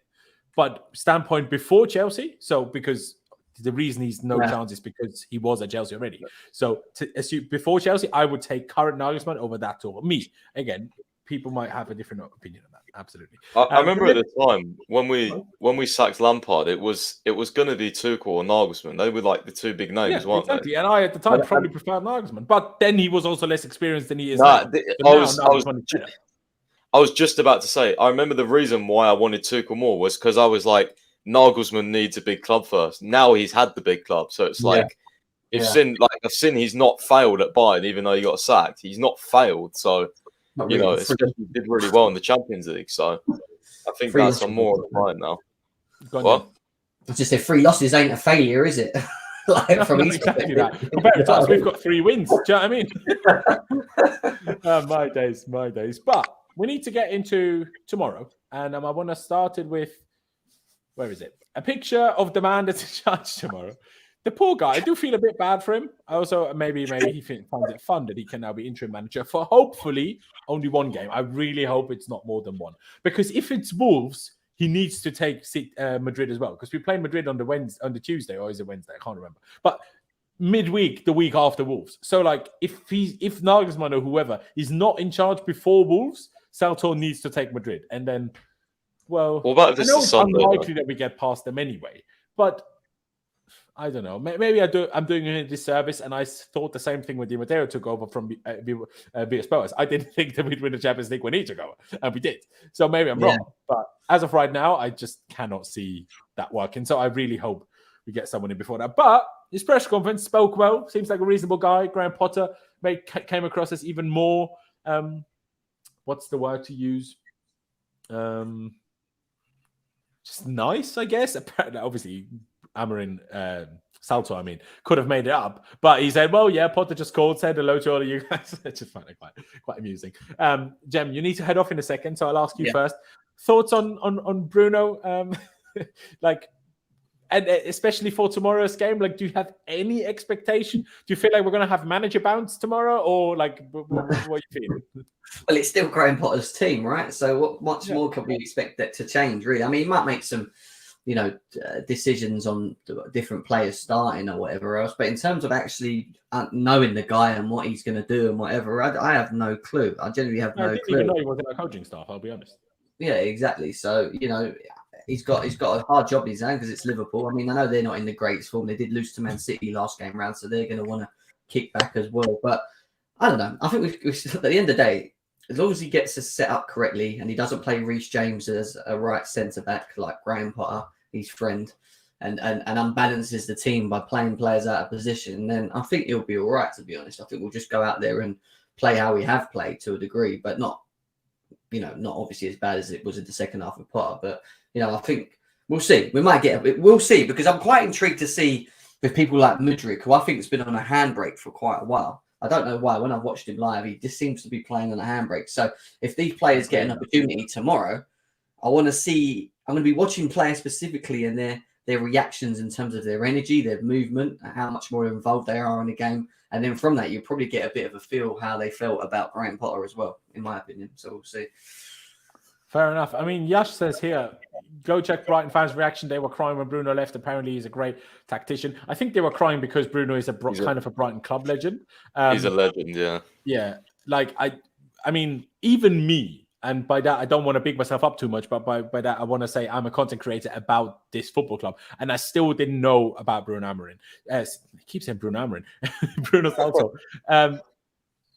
Which Brighton fans are realistically going to have known whether the guy is going to be a good tactician? Like, let's not take waffling Brighton fans on Twitter too seriously, shall we? But, Jem, appreciate you very much for giving us your time. I'm sure we'll see you back on the channel soon. Everyone check out his channel, GNA TV. Subscribe, link is down in the description. Cheers, Jem, and I'll chat to you soon, mate. See you later, man. Thank you again. Okay, guys. See you later. No worries, bro. Guys, similar question as I asked to Jem. Bruno Saltor, what are you expecting? What do you expect? Do you expect anything different tomorrow? Do you expect just the same thing to repeat itself? Do you expect a bit of a bounce in terms of the players, especially if even any of the reports about players' fears and doubts over Potter? Surely, if they had those, there should be an automatic somewhat reaction in terms of, okay, well, I got to flip and turn up now because whoever the new manager is, even though tomorrow will be an interim, the new manager will still be watching this game. Or if not watching it live tomorrow, they will watch it back. So, they'll need to turn up. So do you, in that sense, expect any sort of reaction? Or do you think it's going to be just the same until we get a new manager?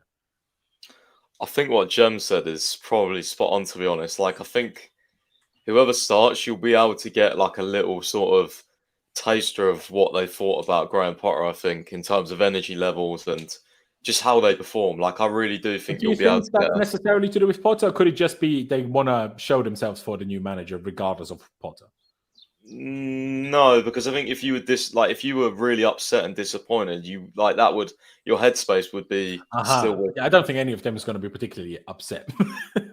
Well, I mean, I don't know. Who's going to be upset realistically?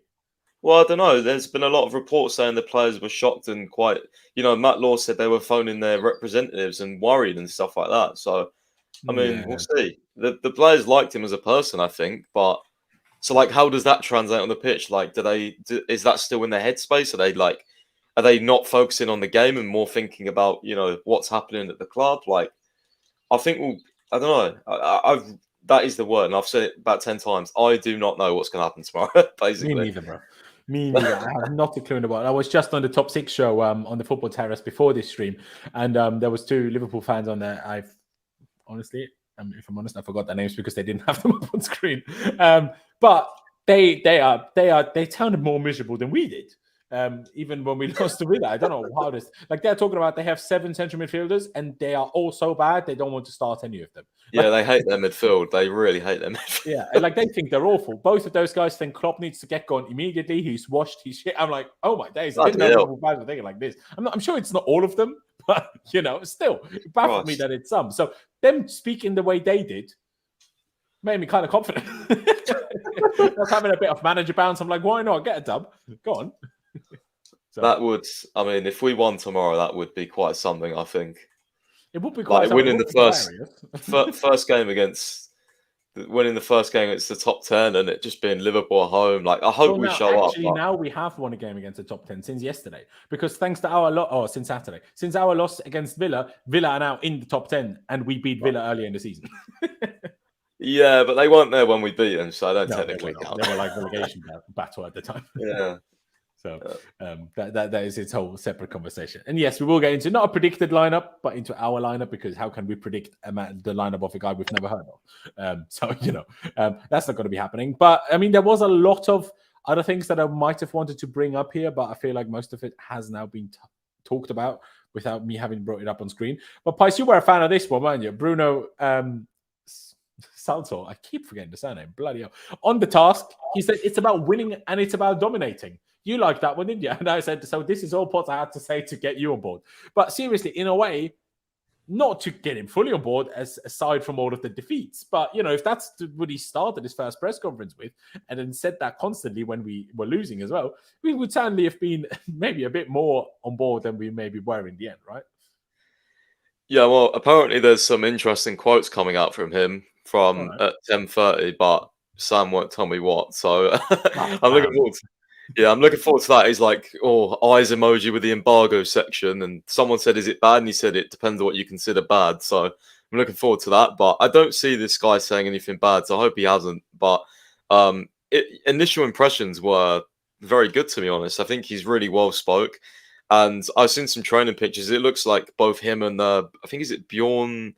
Don't know his second I name, forgot but his surname. yeah, I think it's Bjorn something.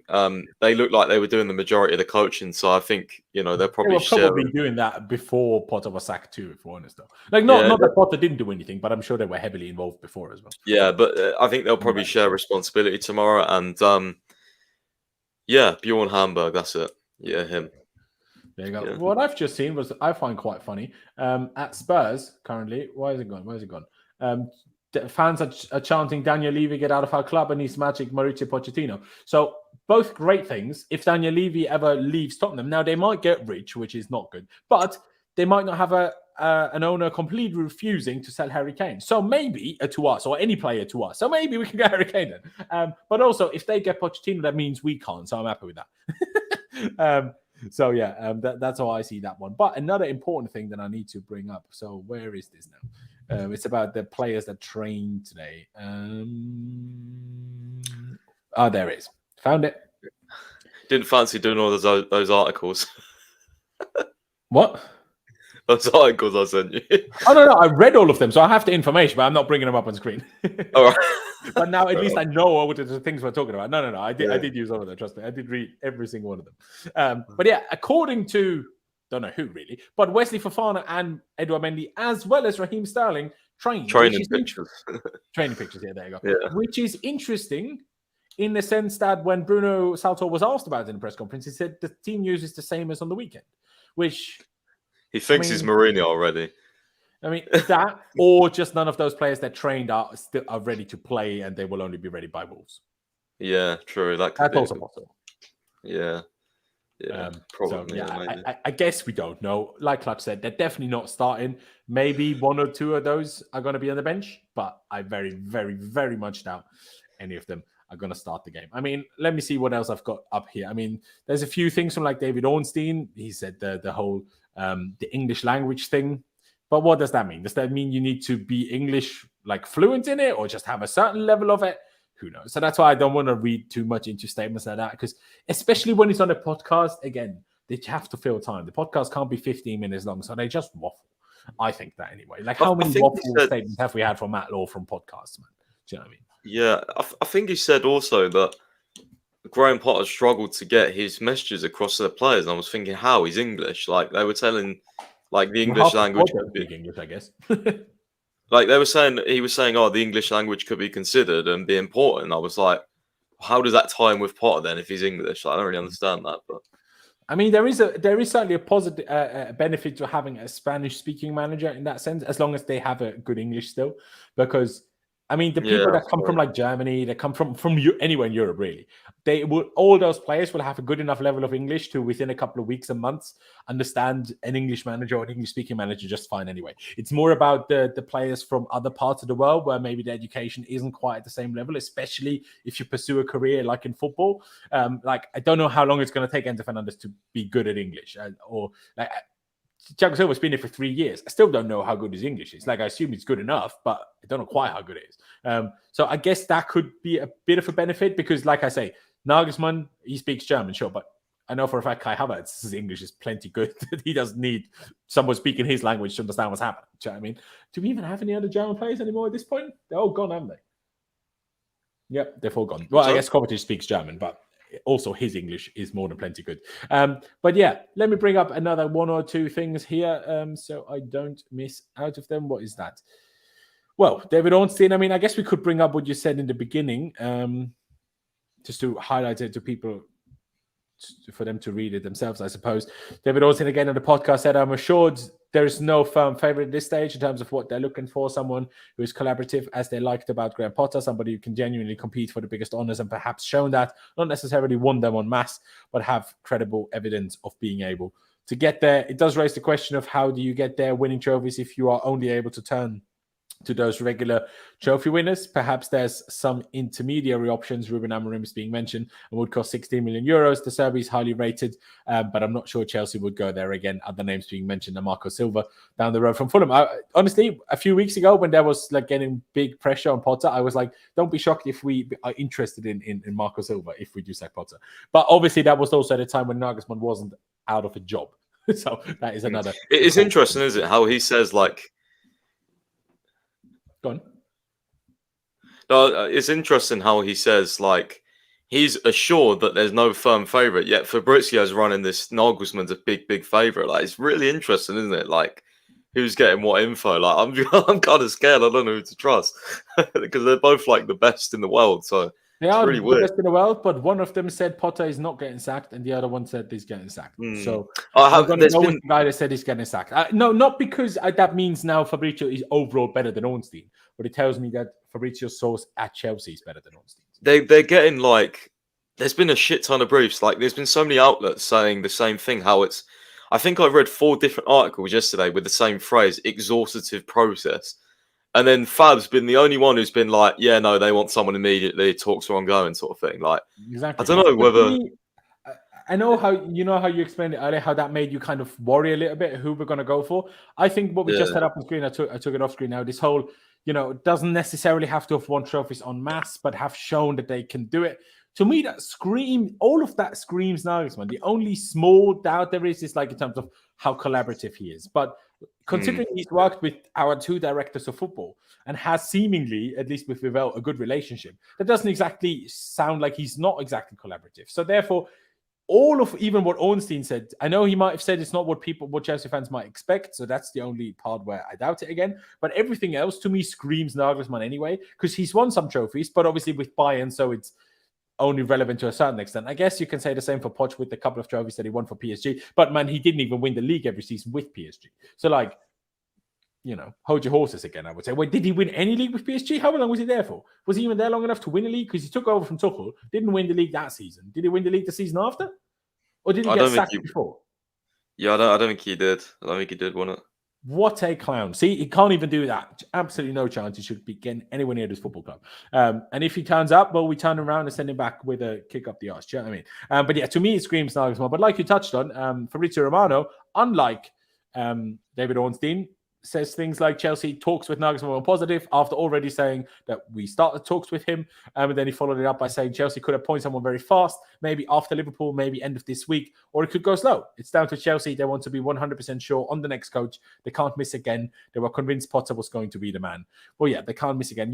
Python, I know I've said this a few times, and I said this on the Football Terrace earlier too. Oh, he did win the league? Okay, fair enough. Did he? I swear he didn't.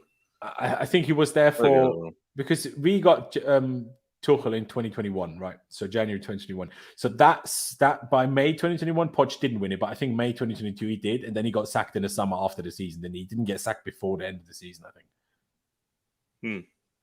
I think. But what I wanted to touch on, if I can now actually remember what I wanted to touch on, because no, I cannot. This happens way too much to me nowadays. My God. What was it? It's a good point I was trying to make. Now I can't think of it. Oh, well, anyway, it will come to me. And if it doesn't, it doesn't. Do I want to use that one? I mean, I guess we can look at this super quickly. We touched on it earlier already anyway, but I just find this so strange. I was told the players during halftime team talks used to have trepidation. Fancy word, Mr. Johnson. Almost when Thomas Tuchel used to come in, and under Potter, it was almost like, oh, okay, it's not what I was expecting. And he was positive when the players didn't expect him to be. That can work both ways. To me, that's, again, I'm sorry, Simon, he's been on the channel before, but that's just journalist waffle. It just is. Like, that can surprise them when they first lose a few games. That definitely wasn't surprising them anymore now. Like, we lost so many games and drew so many games, dropped so many points. We absolutely, that didn't surprise them anymore, but in March, man. Like, why would he? Surely, right? Do you agree with what I say there, Pice? Or yeah, a little bit. But I guess when you're a player, it's kind of that. Like, even if he didn't, shout at them or whatever for certain other games, you surely must think as a player in the back of your mind, like, yeah, this guy's going to lose it today. He's definitely losing it after this result. And if he still didn't, like a few games ago, they might have still been surprised. That's all I would say. It's like but maybe this is why I think having an assistant of the ilk of John Terry, no matter how good he is as necessarily a coach, even though I think he could certainly bring some benefits in terms of defensive coaching. Like you can't be that good and have no idea. Do you know what I mean? Having that tough love, having that bad cop in the dressing room, I think is an important role. I don't think the manager needs to be that. I always said this when people criticize about Potter. I don't think the manager needs to be like that. I absolutely refuse to believe that only managers that shout at players can be successful. Carlo Ancelotti, I don't think shouts at players. Maybe I'm wrong, but I just don't think so.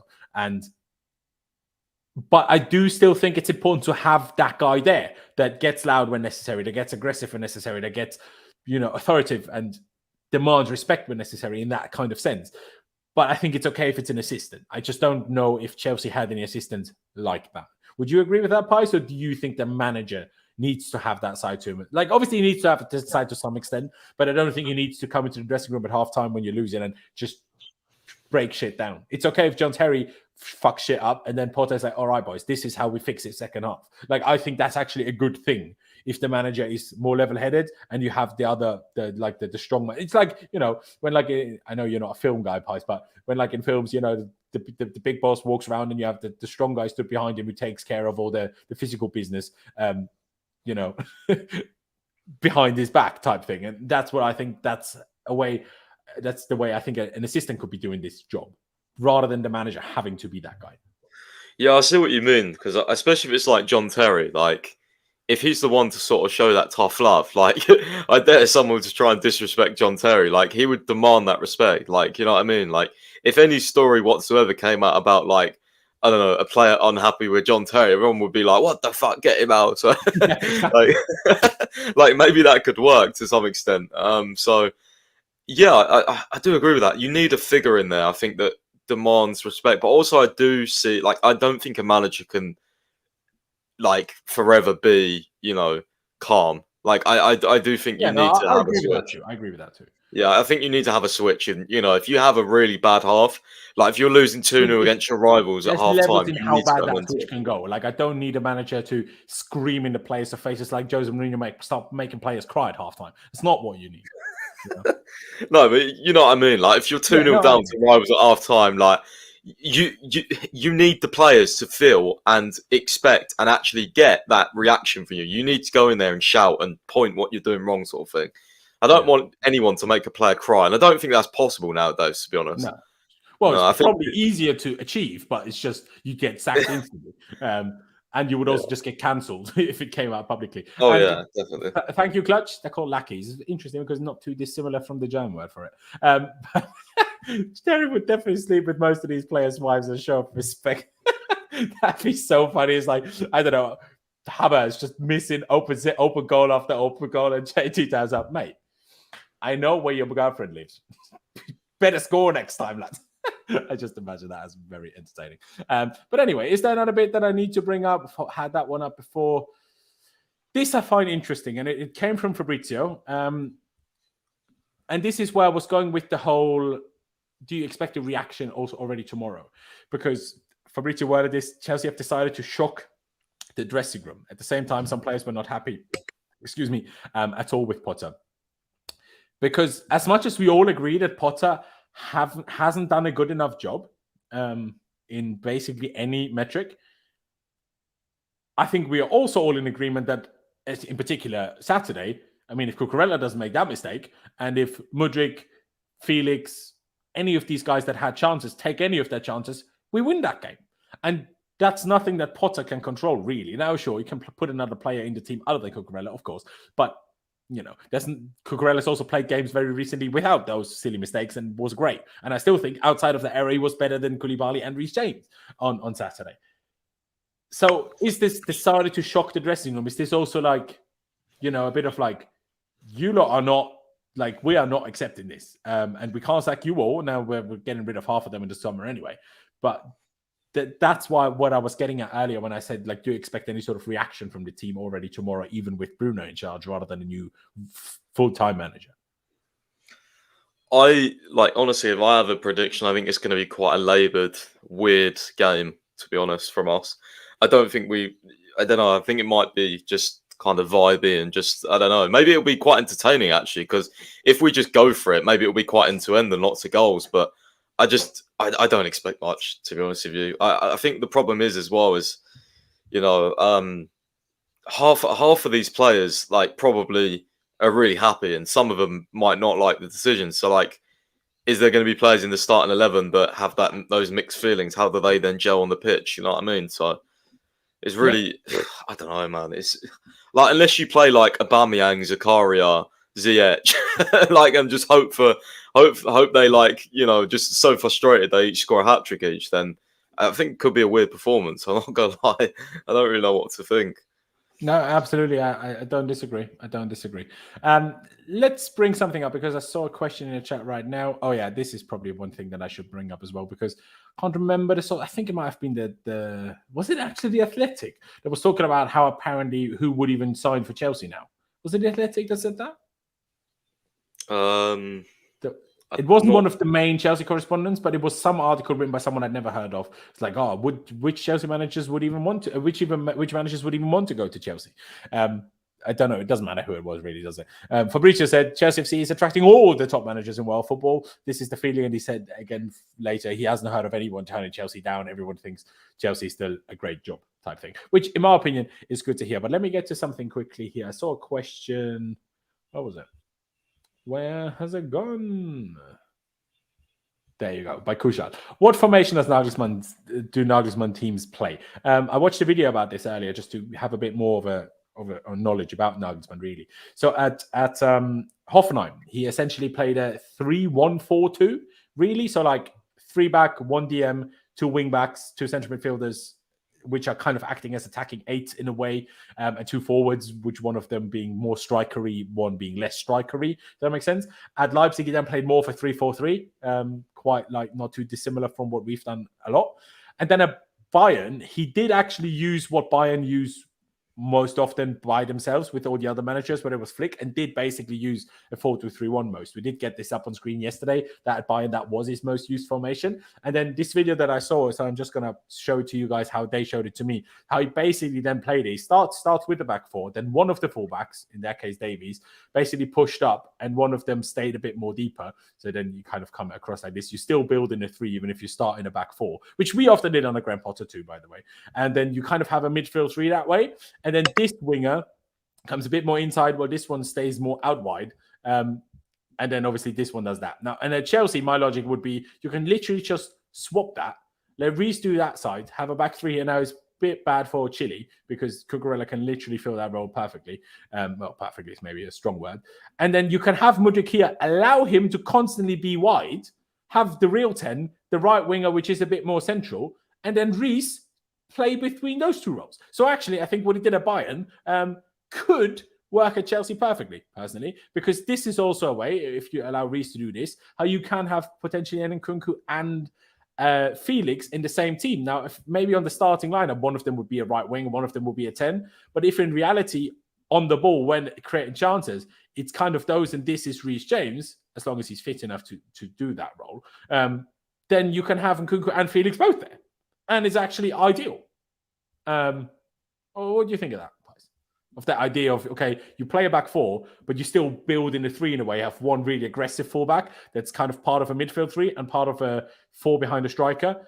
And then you can just leave one of the wingers be an actual winger. In our case, that could be Mudryk, which would be super beneficial for him.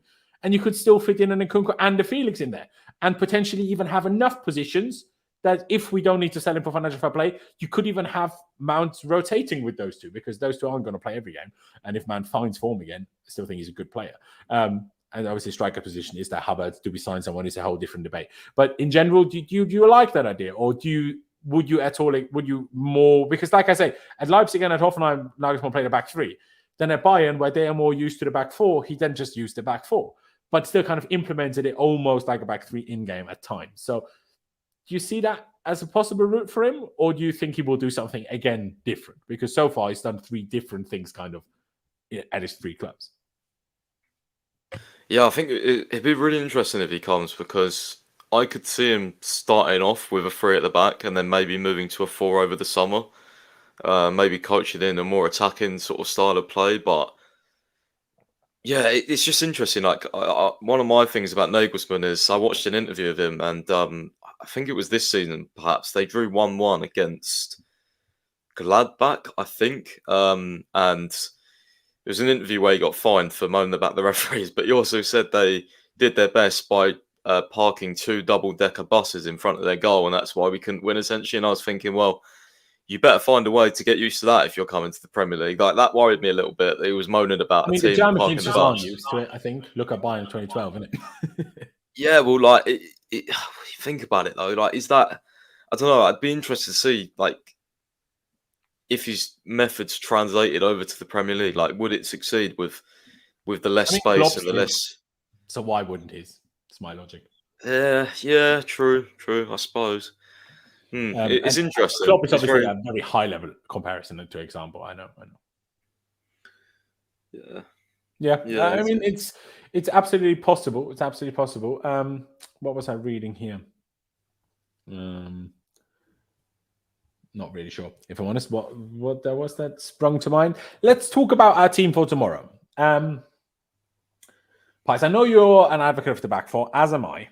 But when we don't even have a manager, do you agree with me that it's better to play them in the formation that they're more comfortable with and give them the 3-4-3 just because they understand that better? And Isaac, yes, but Tuchel obviously worked elsewhere between being in the Bundesliga and coming to England. That's why I used Klopp and not Tuchel as the example.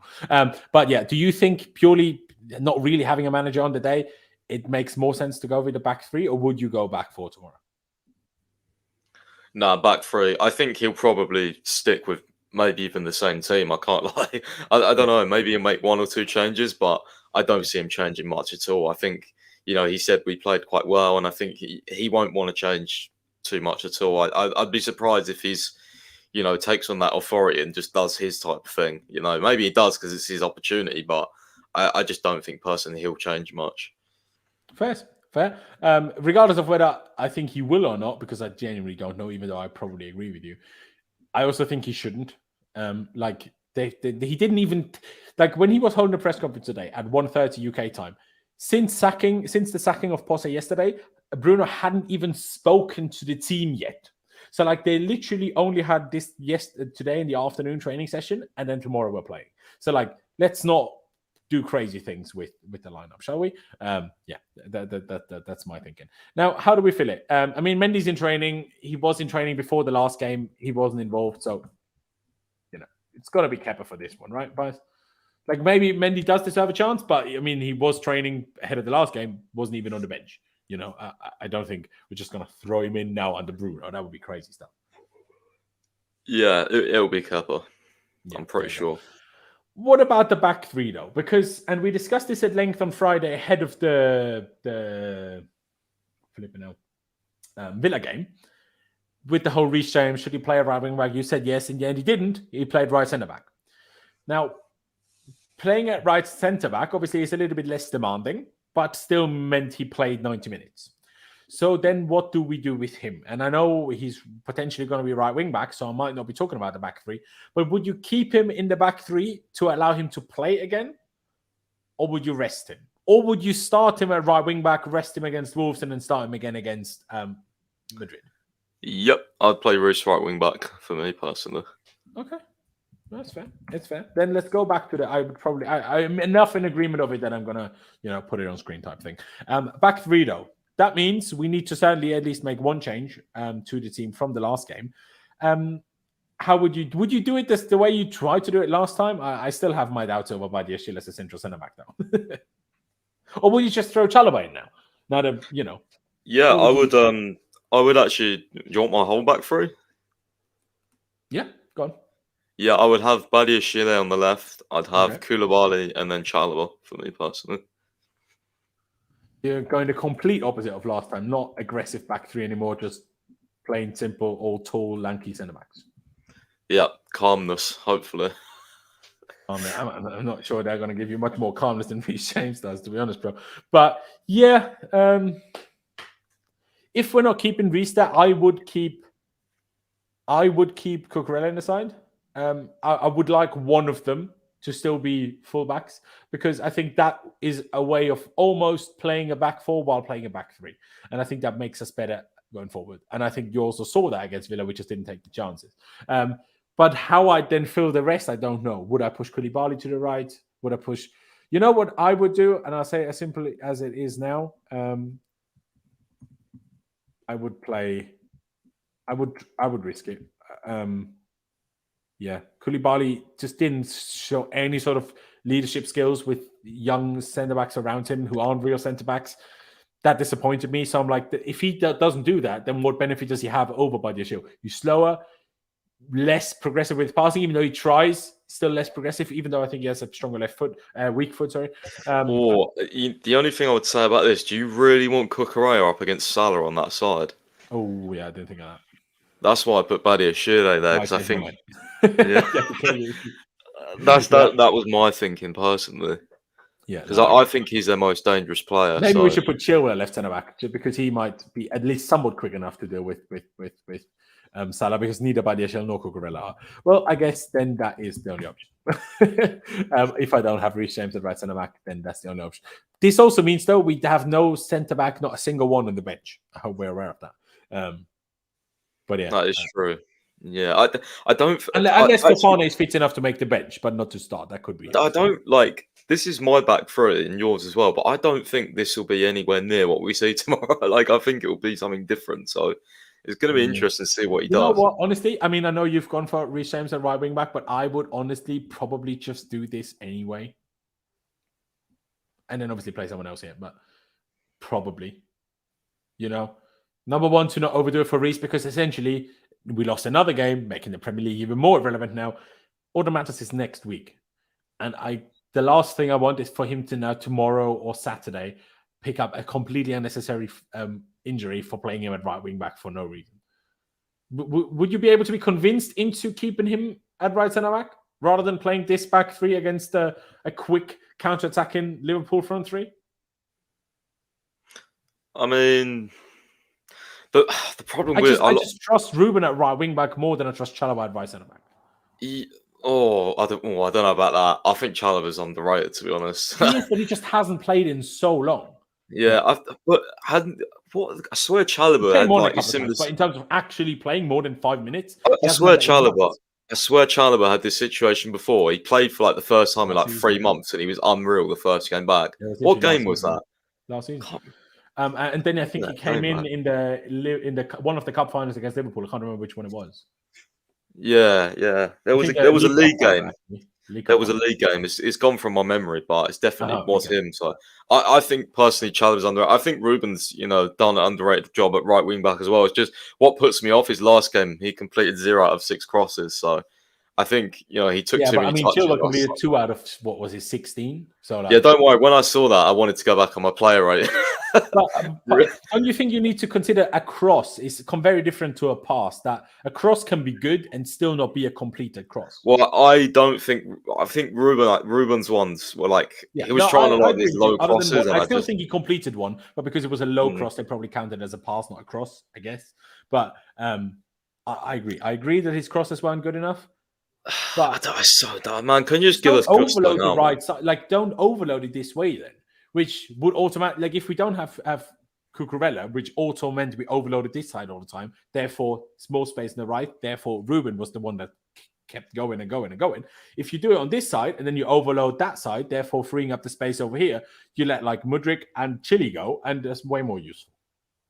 But fair enough. Hey, you're the guest. It's only us two here now, so I'm going to stick with what you pick. Why not? It doesn't really matter, does it? But this side... Does Chilwell have to play again? He kind of does, doesn't he? Yeah, I think maybe against Wolves, we're just gonna chuck Cucurella either in here or in a back four, just to give Chile a little rest before Madrid. But I think tomorrow it still has to be him. And you seem to be in agreement. There you go. Midfield 2 then. Still Enzo and cover, or do we need to rotate that a little bit? See, because this is what I'm scared of. Nunes pace against Chalobah, man. I'm terrified of that. Much more than I am of Salah on the other side, I'll be honest. I think he's injured still, isn't he? Nunes? Pretty sure. Yeah, I don't think he played last game. I thought he did. Could be wrong. I don't think he did. Maybe I missed it, but I'm pretty sure Jota came on. Didn't Jota start? Let me check. Or was it Gakpo? I swear I didn't see him come on. So Jota, Gakpo, and Salah started, and the subs were Nunes came on in the 70th minute. So I assume that probably makes him fit to start tomorrow. I assume. Oh God, that guy's a live wire. So does that change your mind on Reece or not? No, not really, because I actually think Chalobah's can deal with him with his pace. To be fair, but it would be. I'd actually argue that I know it was also Liverpool, but Luis Diaz made Chalobah look stupid in that couple. But in like last game, we all argued that James' positioning was very bad. So I don't want him tracking Nunes, to be honest, if that's the case. Yeah, but yeah, but I'm more thinking about the pace rather than being in the right spot to be prepared for Nunes coming. But yeah, maybe you're making fair points. I just worry. Like, look at the Everton goal we conceded. Was Chalobah being stuck out here somewhere? Koulibaly had to push. All of a sudden, we were fucked. Oh yeah, a lot of this relies on Koulibaly actually having a good game, but yeah. difficult. Okay, we'll go with this midfield. So you sticking to Enzo and cover, or you bringing like Zakaria in, or are you? I mean, we decided now we're going with this formation. With Liverpool's midfield being this bad, maybe it's okay anyway, because usually I would say against Liverpool, you should play a midfield 3 to counter their midfield 3. But maybe when their midfield is on such bad form, maybe the 2 is okay, actually. But would you stick to Enzo and cover or someone different? See, on Gem's stream earlier, I said Enzo on cover and bring Kante on, but yeah. I do want Zakaria to get a start. Mudryk again, didn't he? It's not Potter anymore, so maybe not. I really do want Zakaria to get a start with Enzo, but I just don't see it happening. Hey, bro, it doesn't matter if we see it. We're doing it. All right. We're putting it on screen at least, manifestation. Maybe Enzo needs a fucking rest, man. I swear he started every game since he come in. Yeah, including both for Argentina. Jeez, man, this guy's got some insane engine. Like, fair play. Exactly. I mean, to be fair, looking at his face, he's also got a lot of Botox at 22, which I still don't really understand. Unless he's just got the world's most edited-looking face of anyone. But hey, bro, if you play football the way you do whatever you want to your face. Honestly. Do whatever the flip you want. I do not care. Anyways, we pick Enzo and Zakaria. It's probably not going to be. We're both aware of that. But hey, we have to do something interesting. Ladies and gentlemen, by the way, I haven't told you enough times today. Subscribe if you haven't already and hit that like button. I massively appreciate it. Sorry if I'm not seeing enough of your chat messages right now. I will get to them in a minute. Front 3, bro. I'll tell you as it is. I just played the same one as we played last game. I don't think I know they missed chances, but I saw there were still things I liked in that front 3, and I think I don't think they're all players that I'm like, oh yeah, you're going to miss those chances every game. So I'm like, play again. Chances are you're going to take the chances this time if you didn't last time. That's my logic in it. That's why I will play the same front 3. Would you? The same front 3 as last game? Yeah. No, I would actually put Pulisic in there. And I'll tell you why. It's because he always plays well against Liverpool.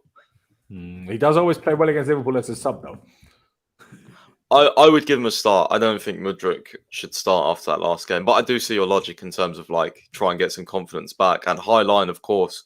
Liverpool do play a high line, but yeah, I personally picked And Mudryk. Also, Liverpool was his first game and where arguably he looked the best. He did, yeah, but it was against James Milner. So unless James Milner... Actually, to be fair, Trent's also shit. Trent's worse. Yeah, true. I'd be more concerned beating James Milner than I am of beating Trent, man. Bro, whoever plays left wing tomorrow better cook. That's all I say. I will pick Mudryk, so therefore I'll play both. It wasn't really possible to do the slash thing with the right wing back thing because I would have obviously put James in a different position. I guess I might as well. Put RJ, and there I'll put Reece. Then therefore slash Ruben.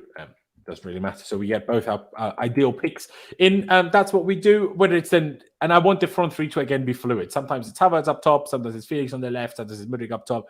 I like that being fluid. I enjoy that when we can make that. That's one of the that's one of the benefits in having Kai Havertz as well. Now he's not really the striker anymore, but that's one of the benefits that I was always a bit disappointed that Tuchel didn't really use as much. I'm like, okay, now that we stopped using Lukaku, now if you're playing this striker who's not a real striker, at least make it fluid, because that makes it much more difficult to defend when it's fluid. Even if they're not great, just being fluid makes it more difficult to track. More difficult to track means more space. And especially when the players aren't that amazing, whether that's form or ability, the more space they have, the better they're going to be. Because every footballer in all of the world, in all of history, give them more space, they're going to be better. That's just simple facts, right? So, I like the Laurenz never missed chance to sell Havertz. Well, first of all, it's currently April 3rd, so there's currently no chance. Secondly, I'm not sure if you're saying that I don't want to sell Havertz, or I do, or I don't know what you're saying, if I'm honest, bro. But hey, there you go. Havertz is bench proof. Bench him, man. No. Bench yourself, man. What, are you fucking playing Aubameyang? No chance. Just because Potter's gone, I'm not playing Aubameyang. So, yeah, to be honest, Pies, I'm surprised you didn't pick Aubameyang. Now Potter's gone. You might have given him a chance. Do you hear me? I was expecting some sort of response. So I was like, cut off. Is mine? I was saying, I expected you to kind of be talking about Aubameyang, to be honest. No, 100%. Start.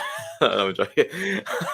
I would like to see him play just because I think it'd be funny if he scored. But see, this is another thing that I think people get twisted about what I think of Aubameyang. I have no problem with Aubameyang being on the bench and coming on as a sub because I think it's ridiculous that we don't have a striker off the bench. It pisses me off that we don't. So actually, I think that we should have done that for all those months all along. I just don't think he should be starting games, and I don't think people should get annoyed if he doesn't.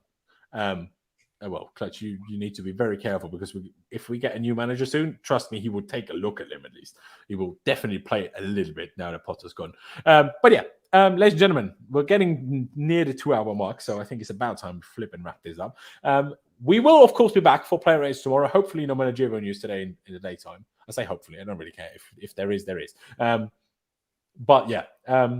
Subscribe if you haven't already. That'd be massively appreciated. Hit that like button. Let me see how many likes we're on. Because it's definitely not on enough. We're only on 73 likes. Ladies and gentlemen, you should be ashamed of yourselves. Go down below and hit that like button right now. Did I miss a super chat? Maybe not, actually. Hit that like button straight away. It doesn't cost you any money or any time. So, please hit the like button on your way out. That would be wonderful. Please do check out Pice's website, londonsfirst.com. Link is down in the description. Check out his Twitter as well. Of course, I have now hit 10,000 followers on Twitter, 10.1k actually by now, thanks to Pice's retweet and Alex's and some other people. Ollie as well, big shout out to him. Appreciate that. But if you still want to follow me on Twitter, do. At this on screen or link is down in the description. Appreciate it, Isaac. Appreciate it a lot. If you came in too late or whatever else, go back in the stream once it's turned into a video. Watch your experts' thoughts on potential new Chelsea managers. Swap Kante for Zakaria. Why? No, don't start Kante now. You mental. Come on. This is why you people is why he's constantly injured. This is why, because people have no brain. Sorry, I get angry, man. Why? The man was injured for 6 months, and you're like, one game as a sub, start him. What? It's like you've never watched football in your whole life. My God. Smash the likes for Ball Bruno. Yeah, smash the likes for Ball Bruno. Smash it for anyone, really. Just smash it. Ladies and gentlemen, thank you guys for watching. Up to Chelsea. Upwards and onwards. Sorry for the dude I just abused a little bit. Didn't mean it as personally as I said it maybe. But don't start Kante, okay? Thanks for watching, and we'll see you next time.